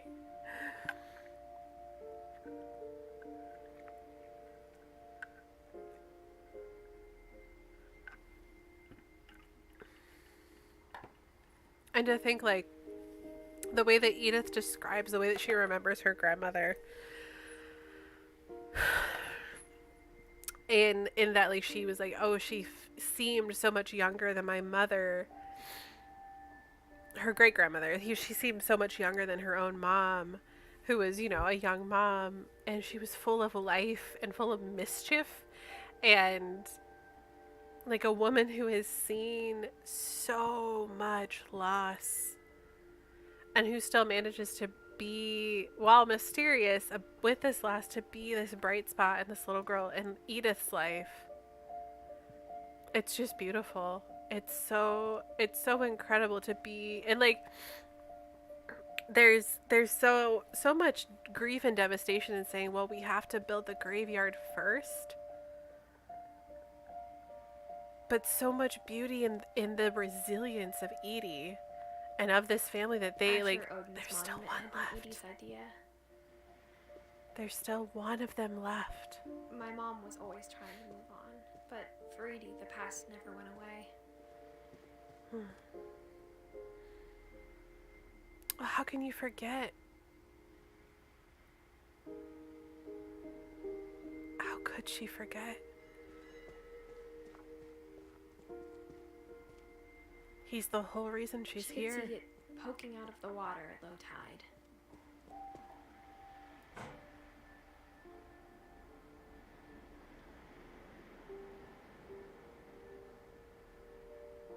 Edie said she dreamed about the old house every night.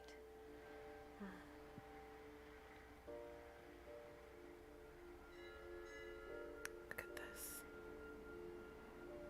Oh, it's beautiful.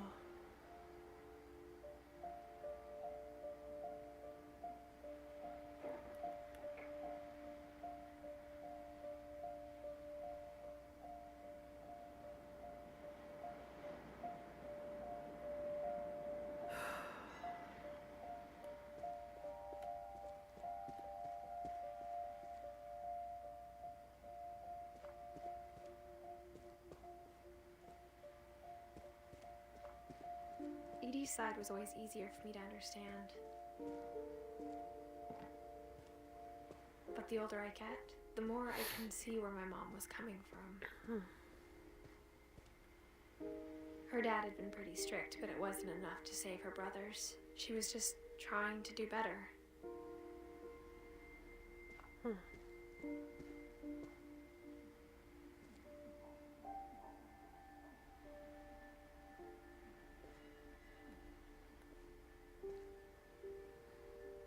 Sam and Gus and Gregory. Because that is... Okay, hang on.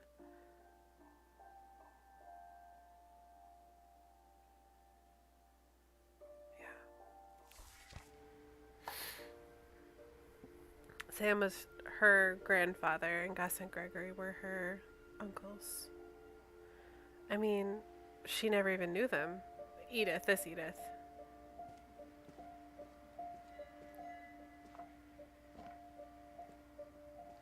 She lost 2 of her brothers, just like I did. I get why she tried so hard to protect us. And this is Edith's father.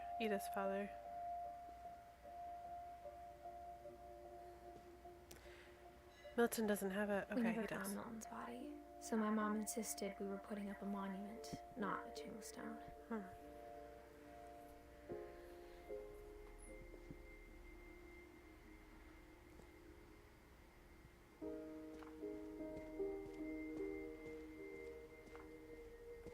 There's so many things I wish I could ask my mom now. Part of me thinks this is what she wanted all along. For me to come back someday and find everything out for myself.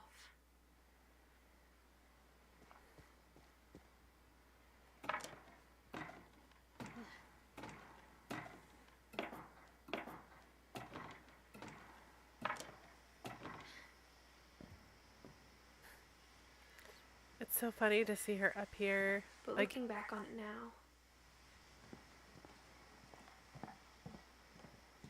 if she told me there was going to be so much climbing, I never would have come when I was 22 weeks pregnant. Yep, I knew it. That's what I thought. Okay, that was my guess that she was... Which, yeah, I said that earlier, that I thought maybe she was either pregnant now or...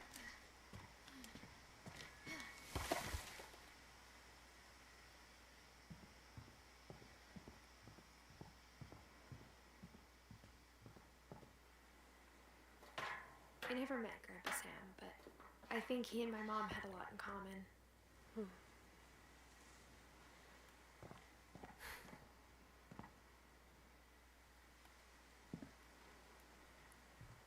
Oh, okay. There we go. They were both pretty intense. This is a pretty intense room here. Okay, let's go over here first. Oh. Okay, Sam was her, yeah. Okay.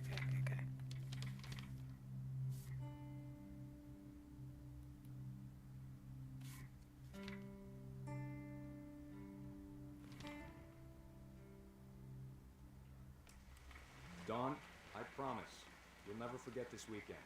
Yes, sir. These memories are gonna last a lifetime. Mm-hmm. Am I gonna have to shoot anything? It's a hunting trip, Dawn. Shooting is strongly encouraged.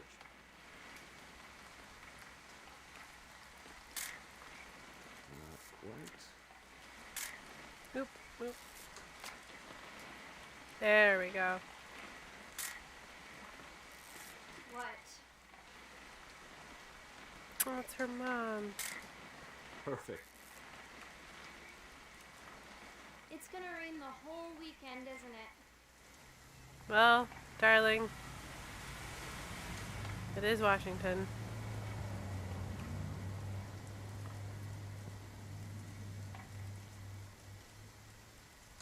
Please just take the damn picture. Hey, language.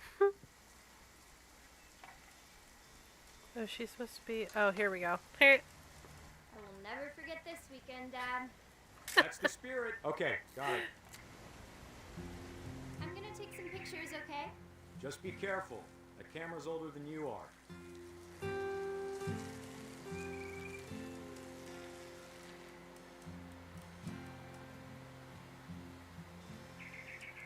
You're right, Dad. It's starting to clear up.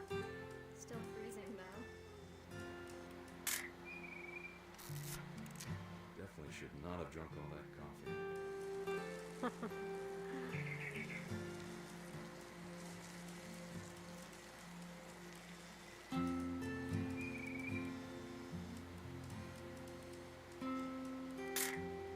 Aw.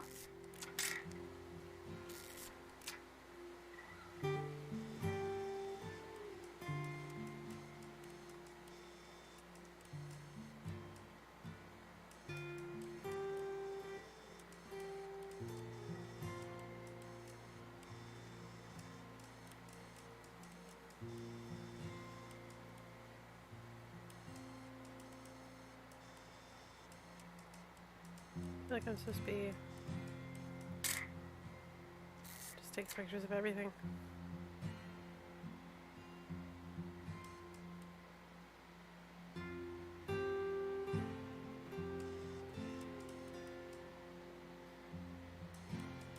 Like I'm definitely missing some... Ooh, that was an accident.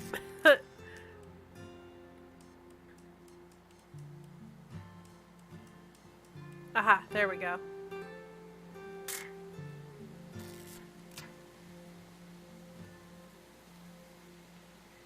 Maybe.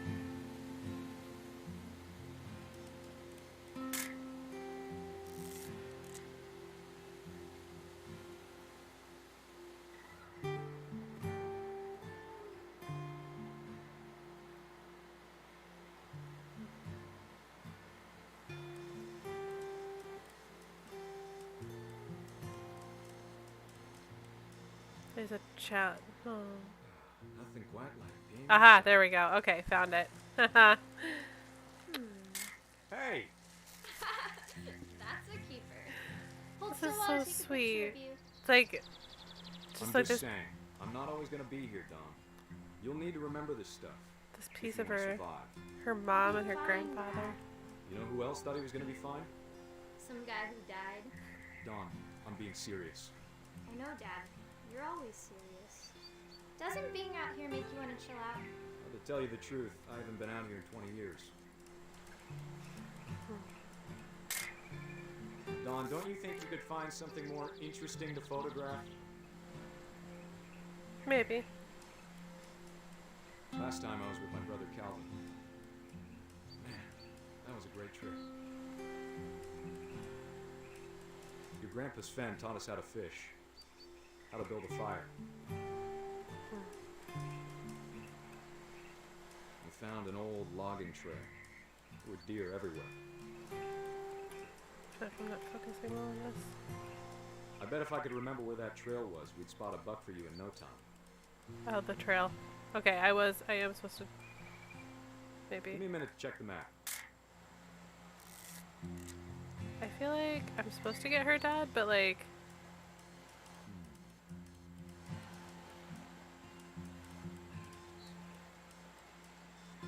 He's not coming into focus. Let's see. You don't need to waste any more film on me, kiddo. Okay, not him.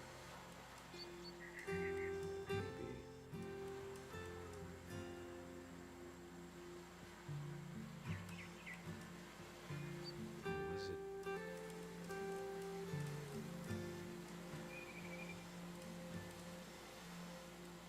Could have been.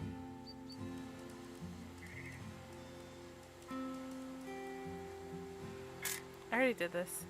I did this one.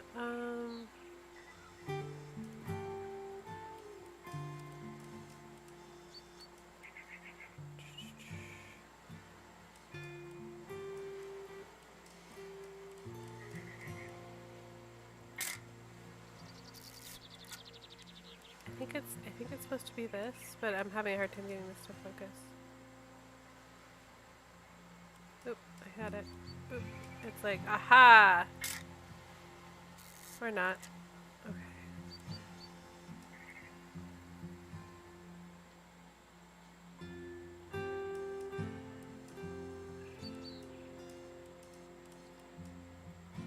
Maybe this?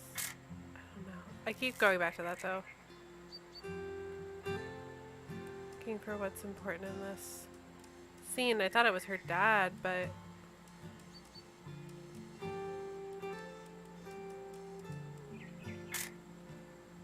and now I'm just like,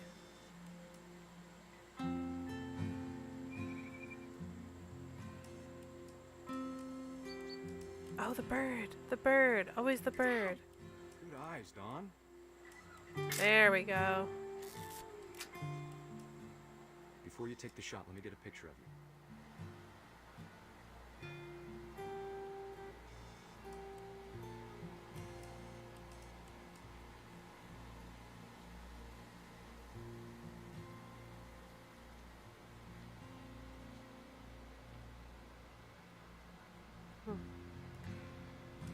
Where's the deer? Oh, hang on. She's up in the tree.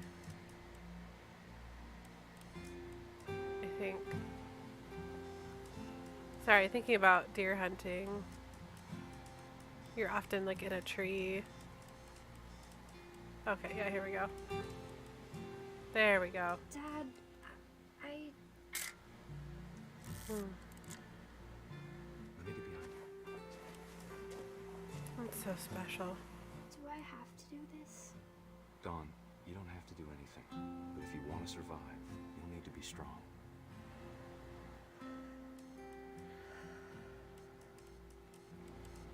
Now keep yourself squared up, elbows down, like we practiced. Whenever you're ready. Great shot, Dawn!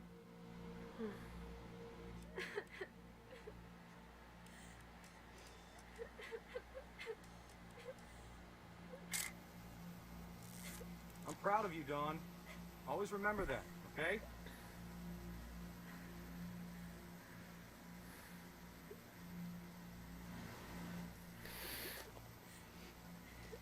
Sorry, Dawn. Just gotta reset the timer.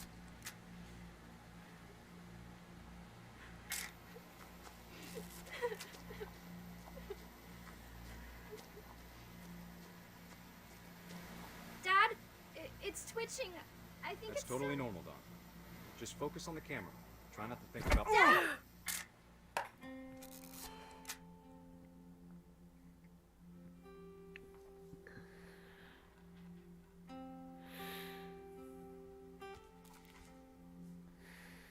Of all these stories, that's the one I wish most that my mom had told me.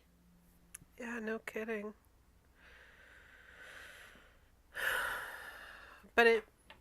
And she's alone in the woods.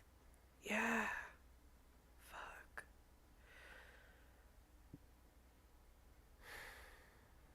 But in so many ways, it makes so much sense why her mom did not tell that story.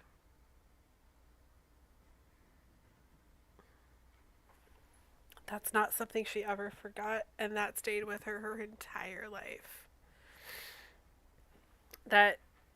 Yeah, and the reason she hates the story is the past. Like, she had to watch that happen. She doesn't want to talk about it because it hurts. She had to watch her dad die. This tough man who, took beautiful pictures and taught her how to hunt.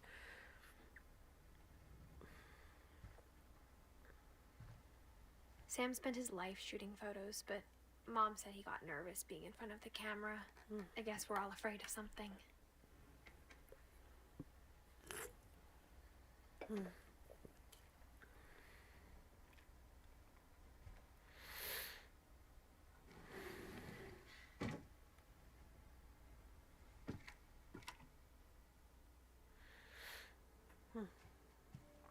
He kept MREs back here. He never really... Depending on when he died.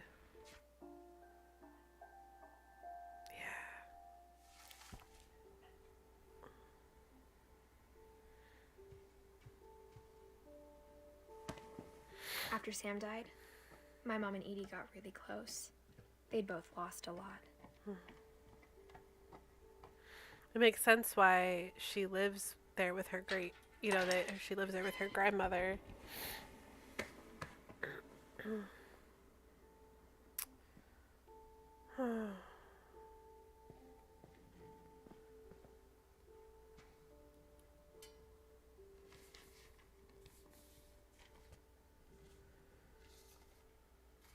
Dear Kay, do you remember the way Gregory used to laugh when he thought he was alone? Like something funny was happening, but only he could see it. I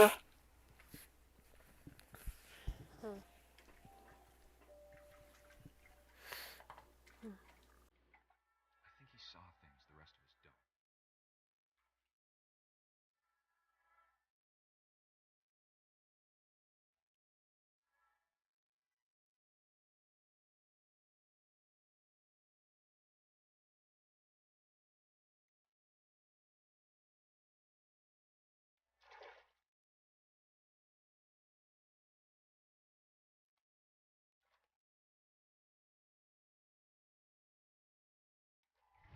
Hand over, Gregory. It's time to... Hold on, sweetie. Uh-oh. Hello? Yeah. I do not like... Sam, I told you I don't want to talk right now. I wonder what he saw. What his world was like. Thank you, Cat. Oh.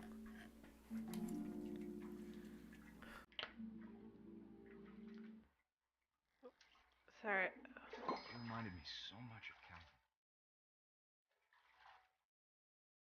Lost in his imagination.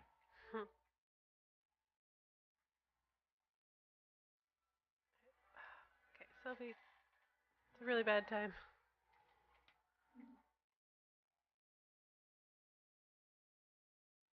Whatever it was he saw.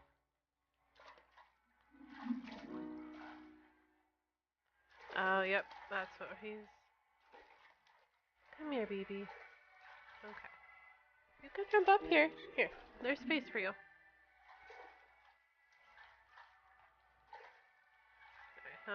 Yeah, no, no, no. Yeah.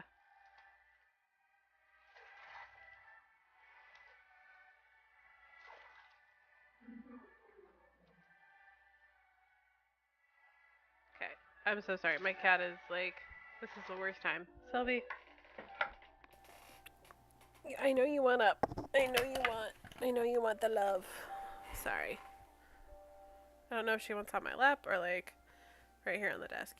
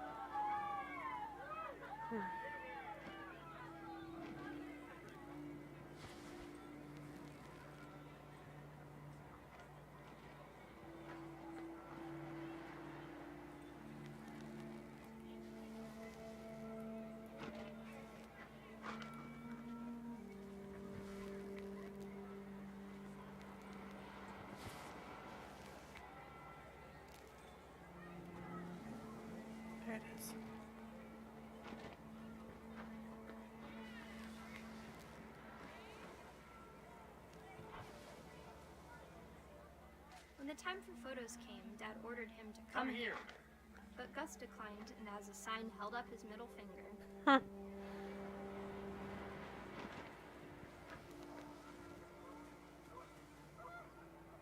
The wind picked up and panicked geese appeared and quickly went. But all the humans did that day was go inside the tent.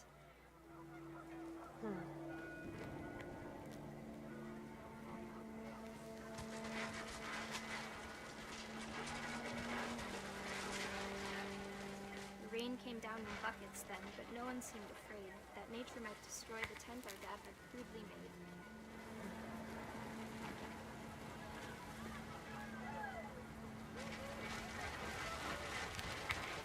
The thunder sounded much too close and full of angry power.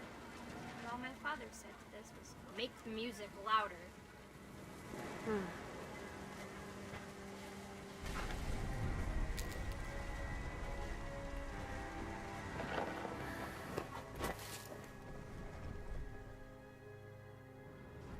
I wish that I could truly say I thought about you on that day. Out there on the beach alone, just you, the wind, the sea, and foam. But I didn't.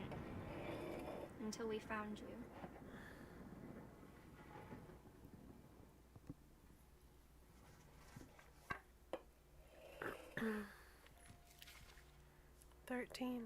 She never talked about him, but Mom told me once if I was a boy, they were going to name me Gus.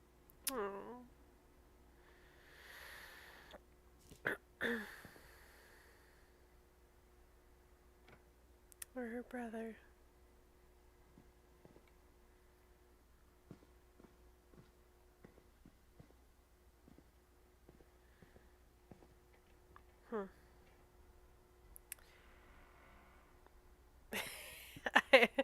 Duties: Don, sweep trash. Gus, mop, mow yard. Greg, be a baby. They had this whole, well, her dad was a Marine, so it makes sense. This whole kind of militaristic routine that they had. And again, the fact that this, like, that they all had their room. So much climbing. Poor Edith. My mom moved up to the loft after her brothers died. At the time, it was as far away as she could get.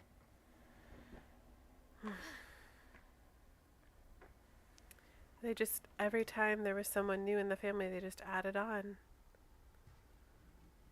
to the house. Religion was another thing my mom never talked about, but I think it helped her a lot after her dad died. I am going to take a quick break because I need to go to the bathroom. So I am so sorry. I know it's like an awkward spot to like pause, but there really is no good spot to pause at the same time. So I'm going to hit pause for a moment, and then pull up my BRB screen. You may see an ad during that. All of that. So I'm gonna be right back. I'll let this music keep playing. Actually, you may not hear it on my BRB screen, but I will put some music up for you guys, and we'll be right back. Thank you.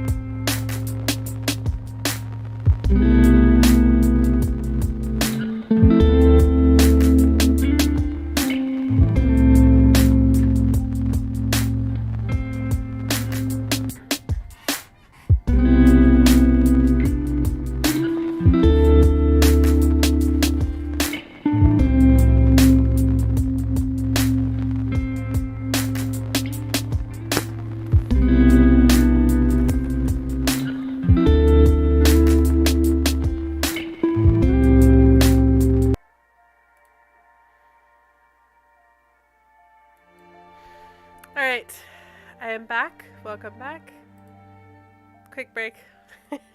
I also I left the door to my office open while I was running to the restroom, and my cats, both of the cats took the opportunity. Thank you, Missy. Both cats took the opportunity to skedaddle. So Honey usually she'll stay in here for my whole stream if I run out and use the restroom, but she's been in here all day. So okay, and Sylvie was very clearly bored. Okay, so I see some different religious symbols here, like obviously the Bible, a rosary. The incense is interesting, like an interesting kind of inclusion here. Which now I see she's got and then a lot of things up here. So I'm gonna start over here. Sticky notes. She spent a summer building houses in Calcutta, where she met my dad, Sanjay. Oh.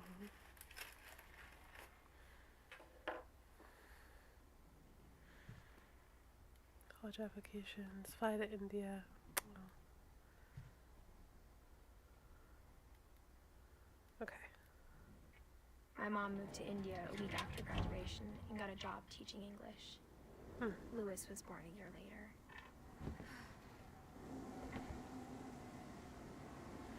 Okay, I was hoping we would get to climb the house. Traders. I know how. Yeah, they leaving me behind alone in the office. Quite rude of them. Died, I don't think Mom knew where else to go. I'm sure Edie was happy to have her back. Yeah. That dot. Oh, they each have their own little gardens. And to see kids in the house again. Yeah. Milton's his paintings are just gorgeous.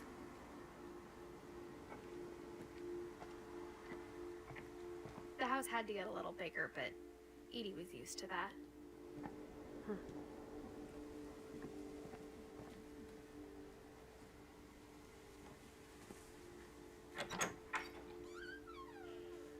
And for a while, things were good. Almost normal.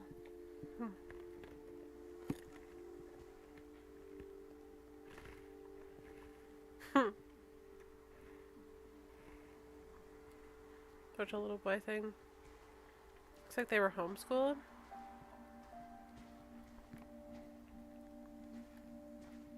Surprisingly common out here. Well, probably especially on Orcas Island. But it didn't last.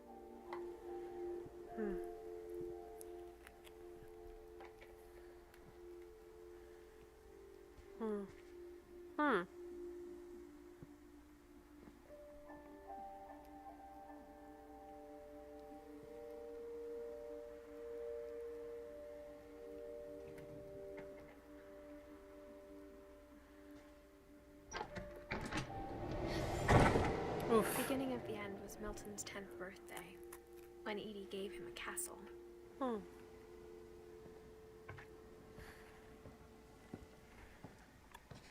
This room is also sealed off. After Milton disappeared, the only thing he left behind was a room full of paintings.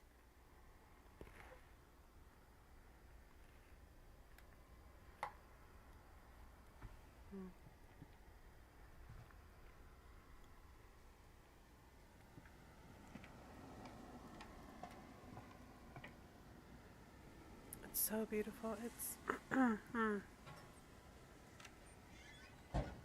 it's like his own little space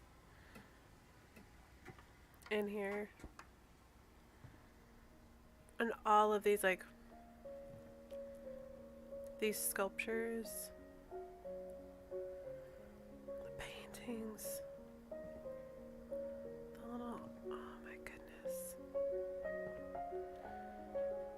Oh, this is beautiful.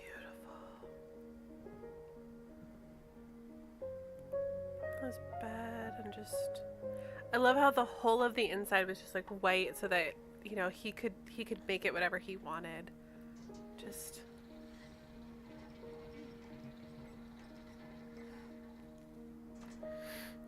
and then everything becomes Milton Finch in The Magic Paintbrush.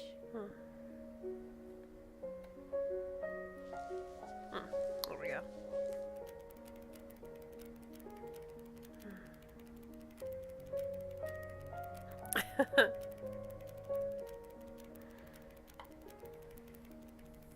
Everything he painted came to life.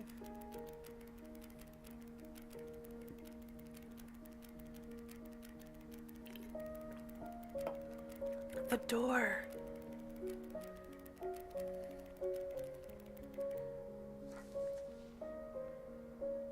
He just...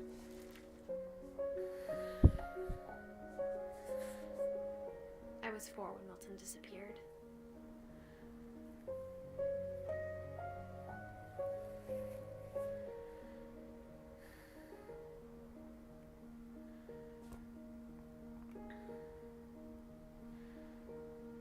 He opened a door for himself and he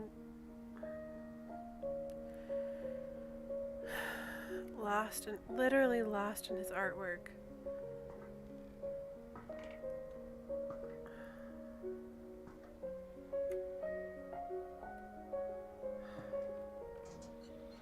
Mom spent months searching for my brother.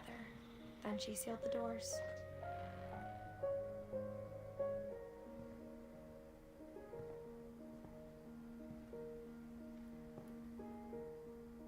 He just disappears.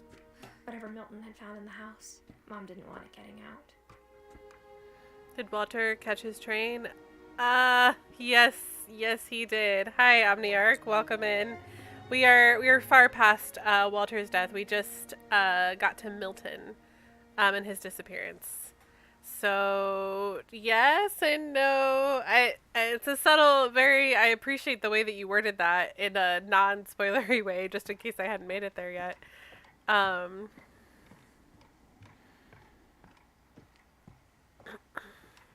nothing around here. Just seeing what's like. I know I'm supposed to go back. Welcome in. Yeah, we just hit Milton, so I assume we're getting to Lewis next. Mom definitely blamed Edie, but I think Lewis blamed himself. This whole, like, so beautiful. After he graduated, he just spent more and more time in his room. Until Mom got him a job at the cannery.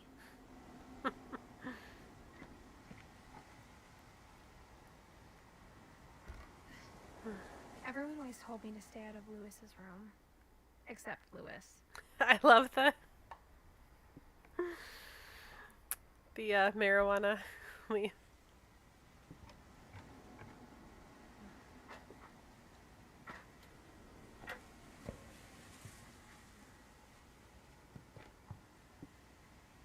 It's so beautiful up here.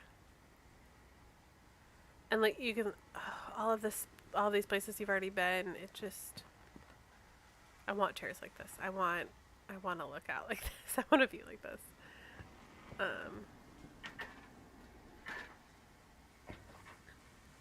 I love that his room is just like a boat. There must be a way to get in there though. Maybe I'm about to, okay, sorry, I'm gonna go. And also noticing the way that, yep. Almost missed that. Damn, okay.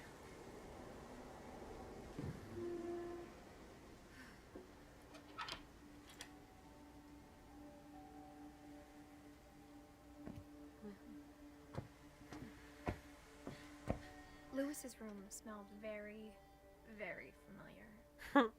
That part of him lived on. That's really funny. Very hen. Oh, that wasn't my intent. For her to climb back out. I would go back in. Sorry, Edith. Lewis and I spent a lot of time playing games together, but he was surprisingly bad at them. He died a lot. Relatable.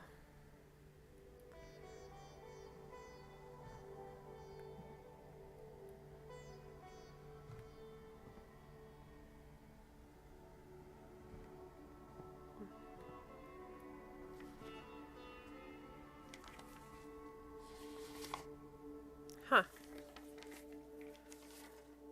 Dear Mrs. Finch, as Lewis's psychiatrist, I can understand your desire for an explanation. As I see it, the trouble began in January, shortly after we convinced your son to seek treatment for substance abuse. Newly sober, I believe Lewis first noticed the monotony of his daily life.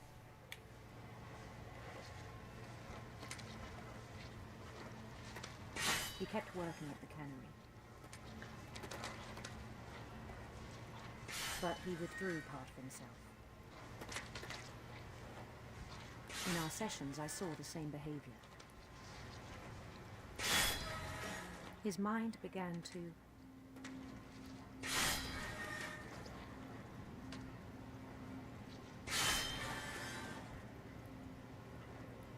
wander.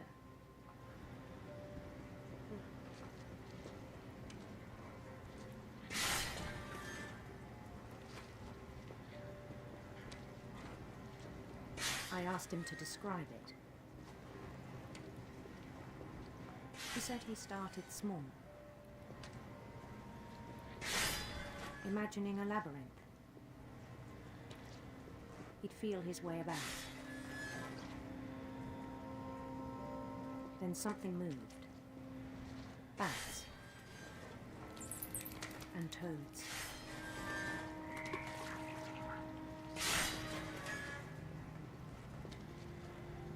And things that have not names.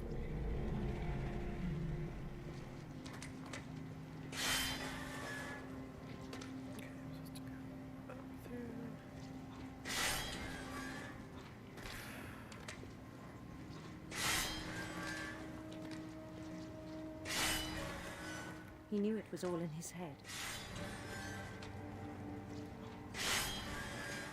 But he took it very seriously. I had hoped he'd find himself.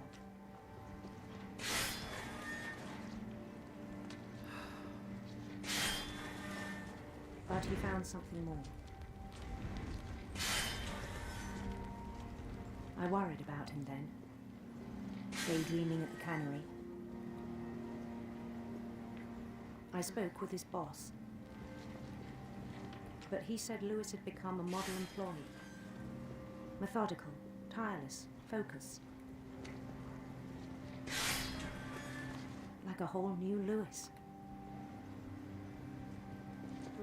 So I let him go on. Just because someone seems okay. I even like they're encouraged him. Functioning doesn't mean they are. Oh, it seemed fuck. very promising at first. He told me he'd made a new friend.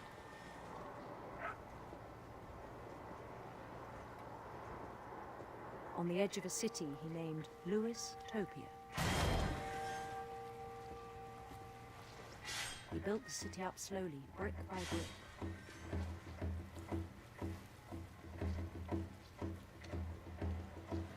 Then he made musicians.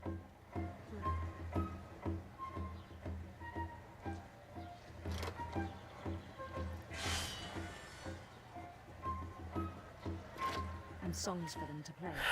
He was just surviving. I'm expecting to lose part of himself soon. Yeah, like there's gonna be like a canning, He like talked an about accident. starting a band.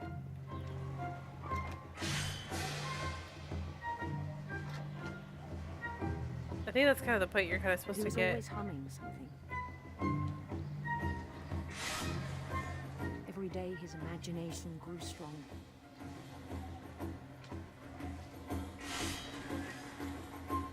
He no longer spoke at the cannery. But his chopping was as reliable as ever. Then one day it struck him that all the cheering crowds, even the stones under his feet, were all in his imagination. So he could do whatever he wished. Can we go up here? He held an election for mayor. And he won. Of course.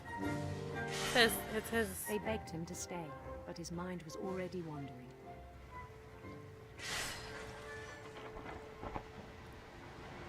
It became a game for him.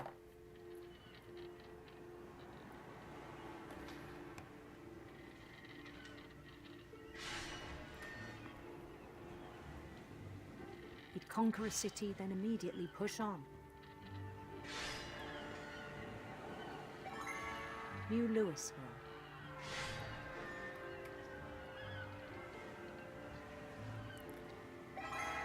St. Louis. He wasn't well. He started drifting away from our reality.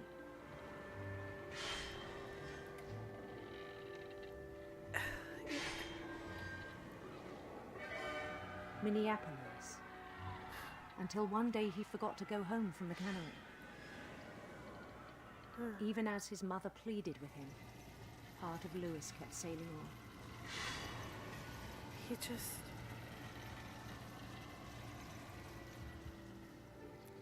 He became stuck in this, what he created for himself. Because nobody thought... He heard rumors of her.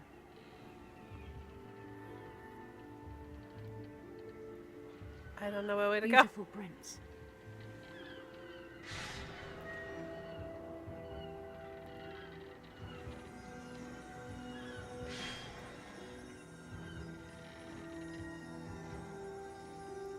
The prince was on his own quest for... This is interesting. I wonder if this Sinister affects the story at serpents. all. Maybe not.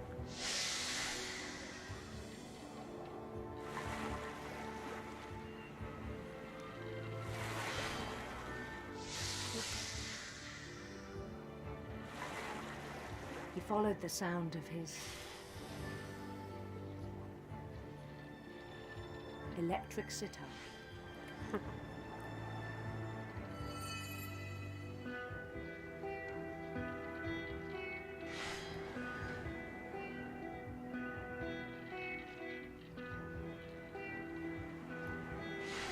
His chase led him to a golden palace east of the sun and west of the moon.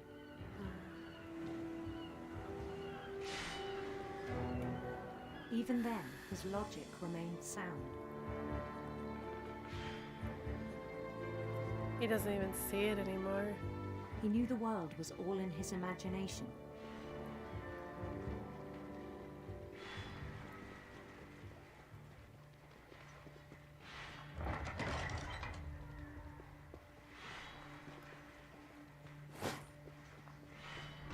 But he was so proud of thank having you so much for created the follow, Toasted Milk.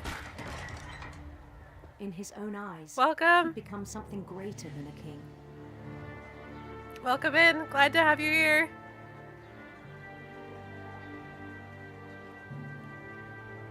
For someone who'd never known success in the real world, I think it was overwhelming. This is, oh. And then it struck him that the real Louis was not the one chopping salmon, but the one climbing the steps of a golden palace.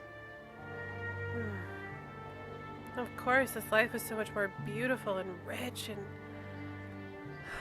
My imagination is as real as my body, he told me. Oh, no. It was hard to argue with him.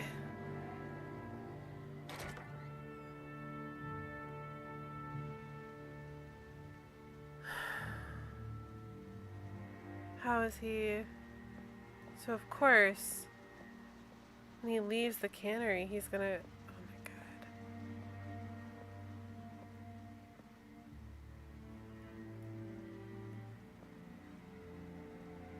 That's his, like... Began to forget the world we know.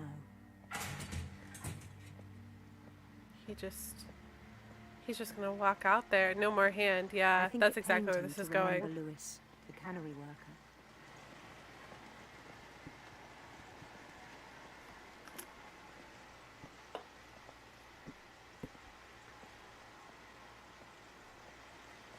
He began to despise the man with a royal contempt. Of course.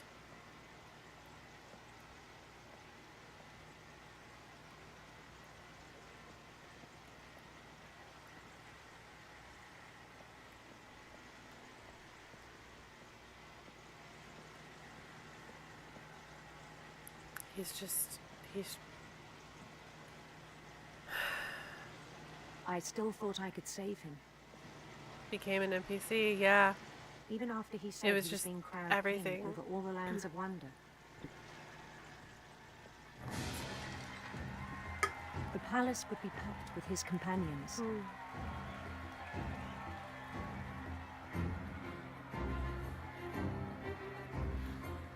This was all he, like, this was the only thing he wanted, the only thing he knew. Including the wise Calico who'd insisted on advising. This, because it was so much more beautiful and rich than the life that he had.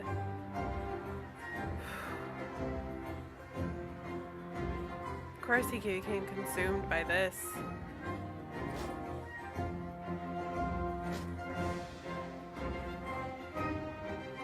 His prince waited, holding his crown.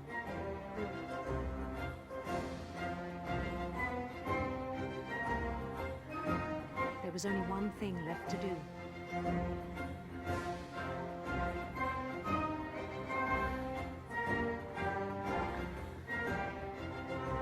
Bend down his head. Yep. Fuck. And the rest I think you know. Mrs. Finch, your son was a kind man who will be missed by all of us who knew him.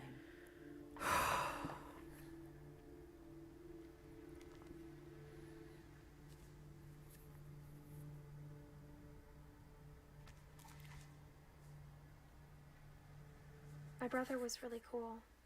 I wish you could have met him.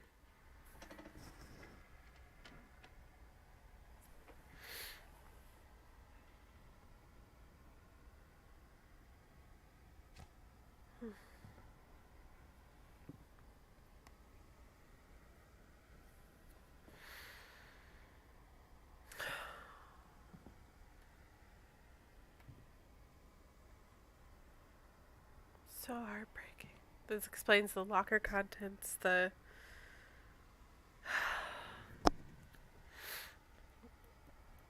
medication, just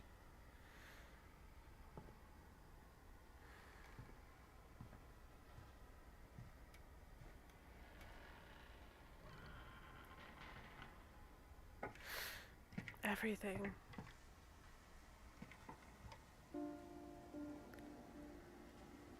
Now, because we haven't seen how her mom died yet, so I assume it's from Lewis's funeral. My mom told me to start packing. She waited until the day before we left to tell Edie. No. I'm not sure if she wanted to make it easier or harder.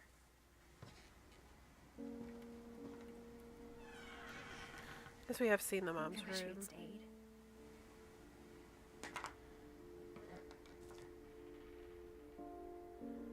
But I understand why we left. They left without Edie. But she died.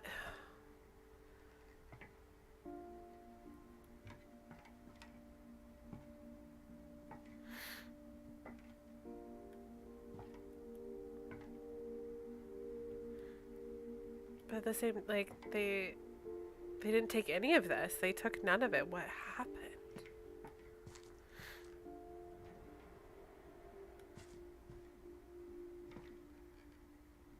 All of these missing posters for her brother.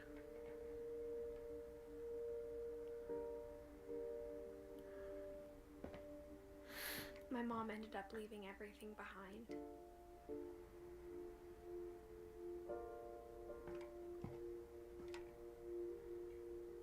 All the books she wrote.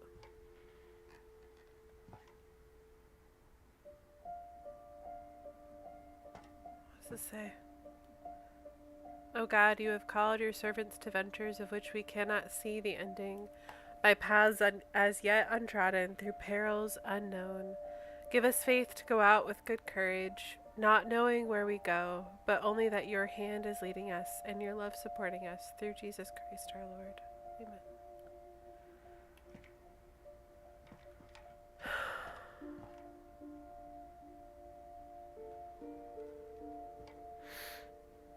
everything left behind. What happened that night had been coming for a long time. Maybe it should have come sooner.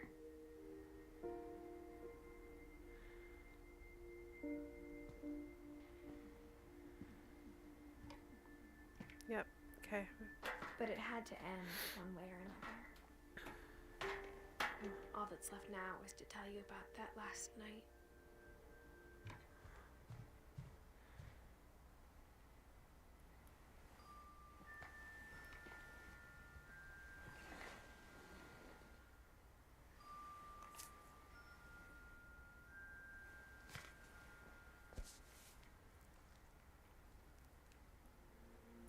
That whole last day, Edie just watched us pack and didn't say a word. Until supper, when she raised her glass and said, "To our final night together, and all our final nights apart." Grandma, you know what I said about alcohol. Some of your medications are very Edith, specific. I left a present for you in the hallway. Why don't you go open it? The grown-ups have to argue now. I'm sorry, you're right. We're all leaving tomorrow. Let's just enjoy our last... I'm not leaving. Edith, you're excused.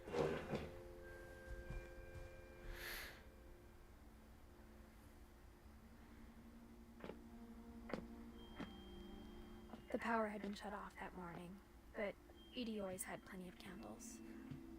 When my mom sealed the library, I don't think she knew about the other entrance, or that Edie had a key to it. This was the part. I don't think I peeked into this peephole. The thing you're afraid of isn't going to end when you leave the house.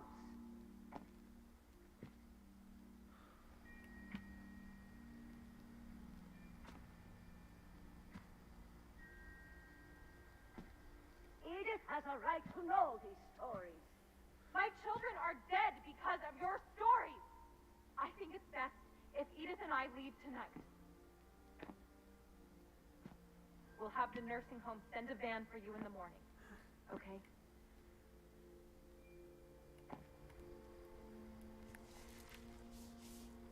History of the Finch. Dear Edith, there's so many stories I wish I could tell you, but there's only time for one. This is about what happened on the night you were born. That night, the tide went way, way out. It was the first and last time I ever saw the old house aground. There'd been an earthquake out in the middle of the ocean. They called it the lowest tide in 1,000 years. God, it smelled awful. You know, I've seen that house every day of my life.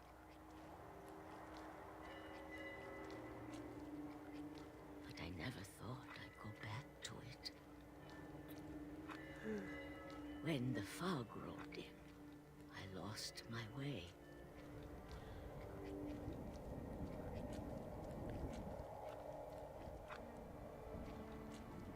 I got turned around.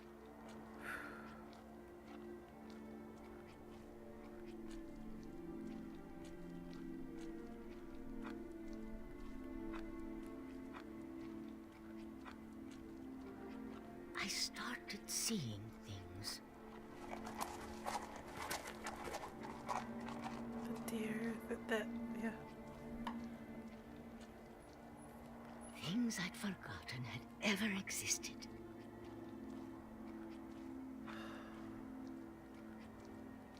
But when I saw them, they felt like old friends. That night, a lot of things came back to me. Or maybe I came back to them.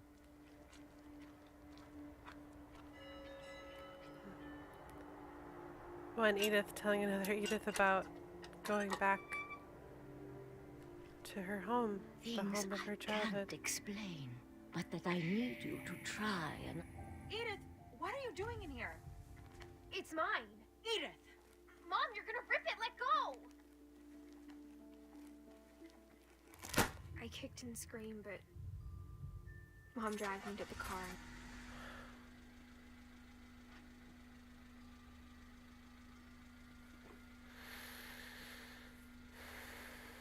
I never saw Great Grandma Edie again. The next morning, the van came to pick her up, but she was already gone. After that, we moved around a lot.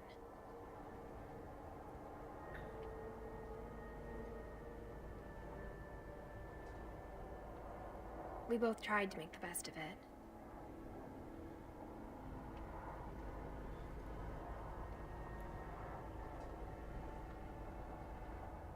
A few years went by.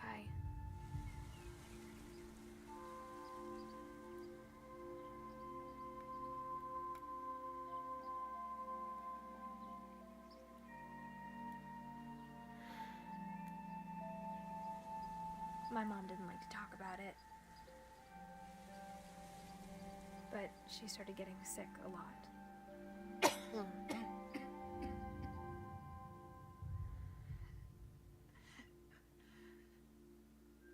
She got better for a while, and then she didn't.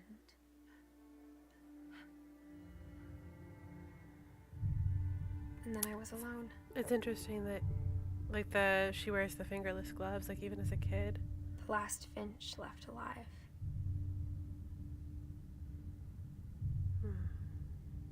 Until I found out about you. I'm still not sure what to tell you about all this. If we lived forever, maybe we'd have time to understand things. But as it is, I think the best we can do is try to open our eyes. Have a way that she appreciate how strange and brief protects all herself. of this is.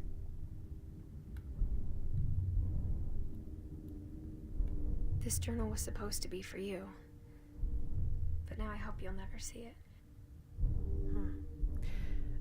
It's I just interesting. want to meet you and tell you all these stories myself. But I guess if you're reading this now, things didn't work out that way.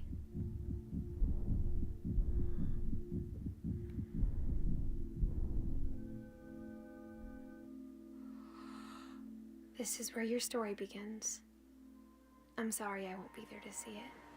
It's a lot to ask, but I don't want you to be sad that I'm gone. I want you to be amazed that any of us ever had a chance to be here at all. Good luck.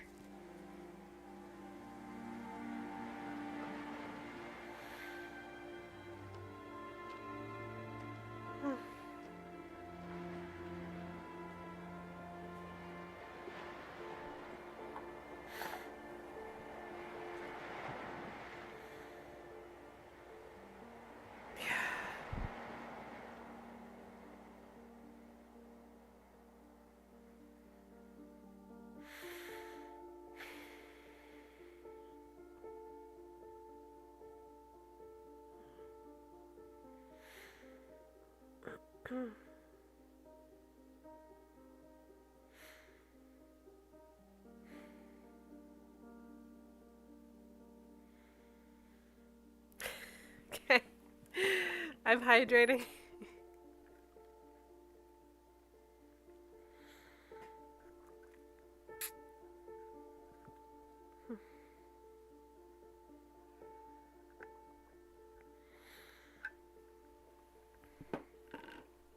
Love to you, Lissa. I see what you meant now. It is beautiful.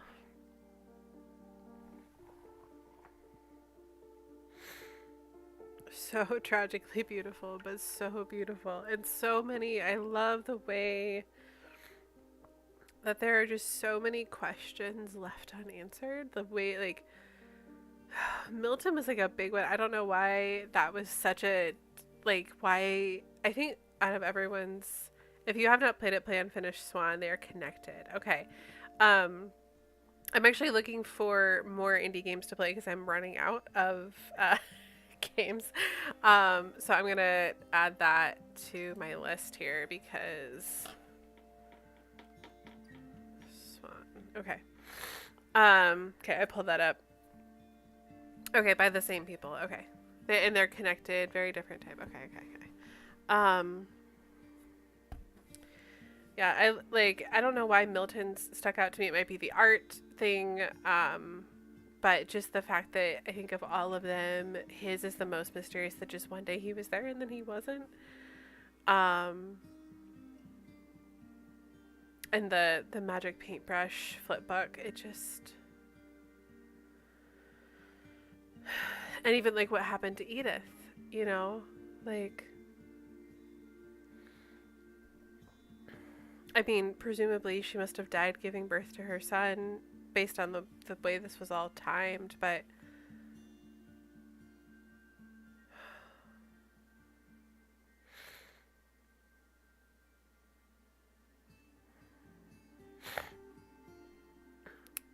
I love, like, just the message, though, of just the way, like, life can be so tragically short sometimes.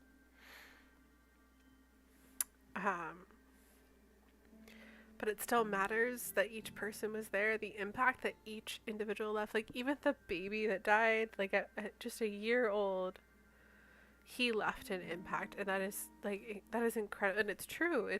We leave marks in the world no matter how long we live. I'm glad Unfinished Swan is light and fun. I love that idea of painting a world, following a story. Art is very near and dear to me. Like, some of my best times growing up were in art class. Okay.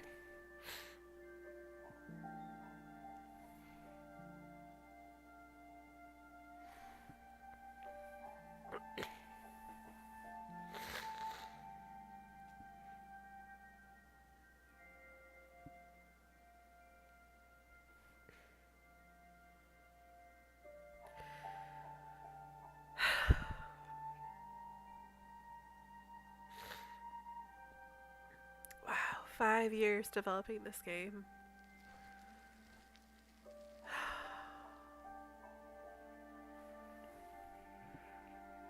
That's incredible. The people on this team should be so proud. Oh, thank you so much for the follow. Yeah, art is therapy for your daughter. You take it seriously. Yeah, this is like, these kinds of things are why stories are such the focus of this channel. Yeah, no, I totally understand. I appreciate it. And yeah, thank you. Because they have such a huge impact, like, on each of our, like, I realize you're only seeing me, and it, like, we've had a lot of new people pop in today, I think probably because I was playing this game, so I can replay a story, because there's a couple things I am curious about, just, like, if I had made different, like, how it looked differently with Lewis's story, and there was something else I think I missed. Select Edith to play from the beginning. Wow. Like, our, here, I'll switch to, our goal with these streams, so there's actually, the lore masters are actually, there's actually 3 of us, technically. It's me, my best friend Andrew, and my husband Reed, and this kind of was originally, like, Andrew and I kind of conceived together, like, came up with, together, about just, stories are so important to both of us, and the way that stories can be told in so many different ways. And yeah, art is the only thing that makes me happy, something I've just always just been doing, I've never stopped doing. Exactly. Like, art is so important, and storytelling is an art. It's a form of art, and I think in every kind of art we make, like, whether it's a video game or a picture we paint or a story we write or a movie that we make, all of that is art and all of that is a story. And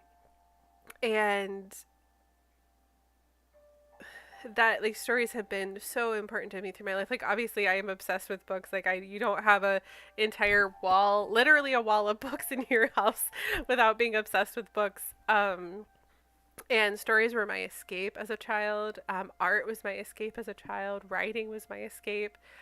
And they're what shaped me. And I think for Andrew as well, and even for Reed in his, like, but because Andrew and I came up with this channel originally ourselves, we spent so much time, like, in our own, like, times when we spent time together, just diving into stories and talking about, like, you know, the books we had read recently and the philosophy and the way that, like, the messages that were being pulled out in the books we were reading, the movies we were watching, even the music we listened to. We were like, we're having these conversations anyway. Why not make a Twitch channel, you know? And so he's kind of on break, and then we're bringing my husband in because, you know, Reed is my husband, and stories are told together. We need other people for stories. And so to bring him in for cooperative games and even, you know, talk about movies that I have not seen a lot of movies, the movies that he wants me to watch that I have never seen. And, but games like this, like what Remains of Edith Finch, is so much why we do this kind of stuff. Like, we do what we do, because there are beautiful stories everywhere you look, and even in the beauty, even in the tragedy of, like, how each of these characters, these people, came to such a tragic end. There was beauty in their life, and they were important and they mattered. Yeah. So thank you all for coming tonight, for hanging out with me. Yeah, played out before your eyes. Yeah. It's so and to get to walk in their stories was just, like, amazing. This was honestly a work of genius. I'm going to, like, I feel like we need, like, when Andrew comes back from his streaming break, I'm gonna, like, sit him down and make him play this game and make him cry. I might re-agree to play this game. I don't, like, we could just, you know, for next couple of Mondays, just bring each lore master in and force them to play this game. Yeah, it's one of us. I feel, yeah, it could be, Reed will be a lot easier just because he's a little more accessible right now, but, and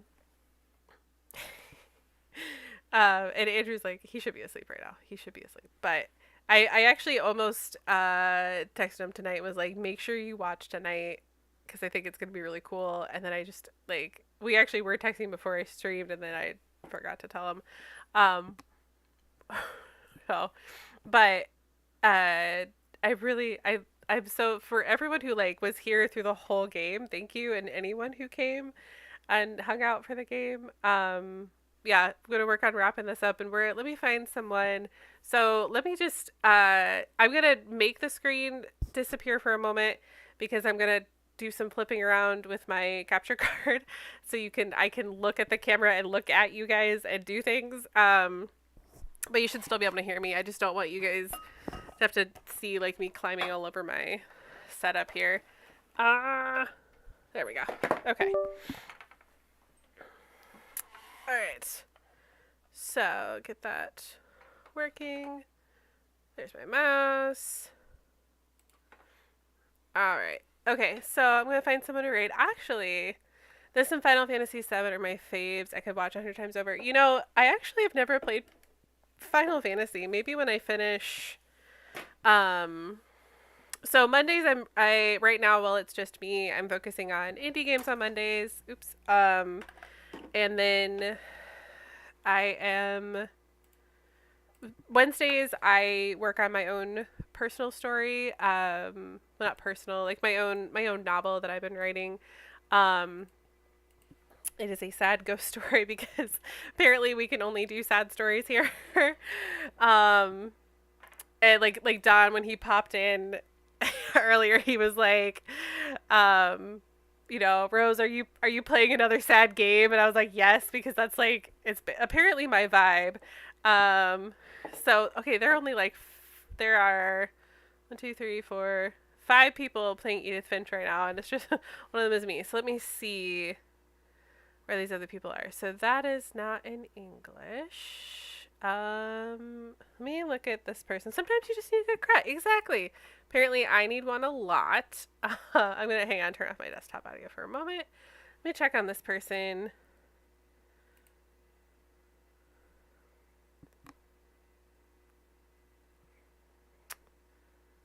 Okay.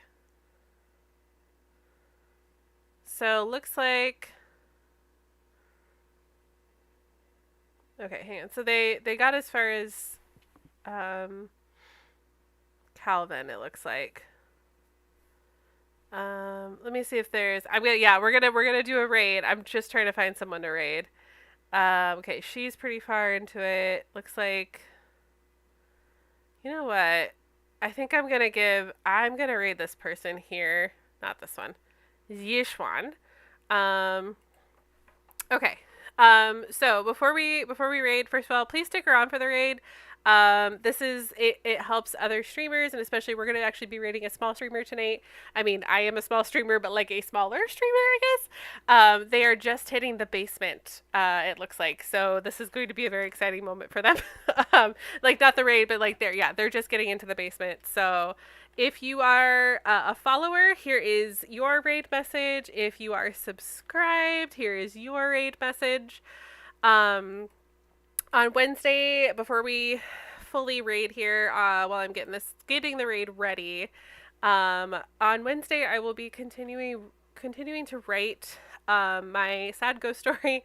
Been working on that for a while now. I actually have a goal to finish it this year, so be working on that, making more progress on Wednesday. Then Saturdays I've been switching off playing Skyrim and Elden Ring. So this Saturday is Skyrim. So we'll be doing that. So thank you all so much for hanging out with me tonight. And yeah, I will see you next time. Bye.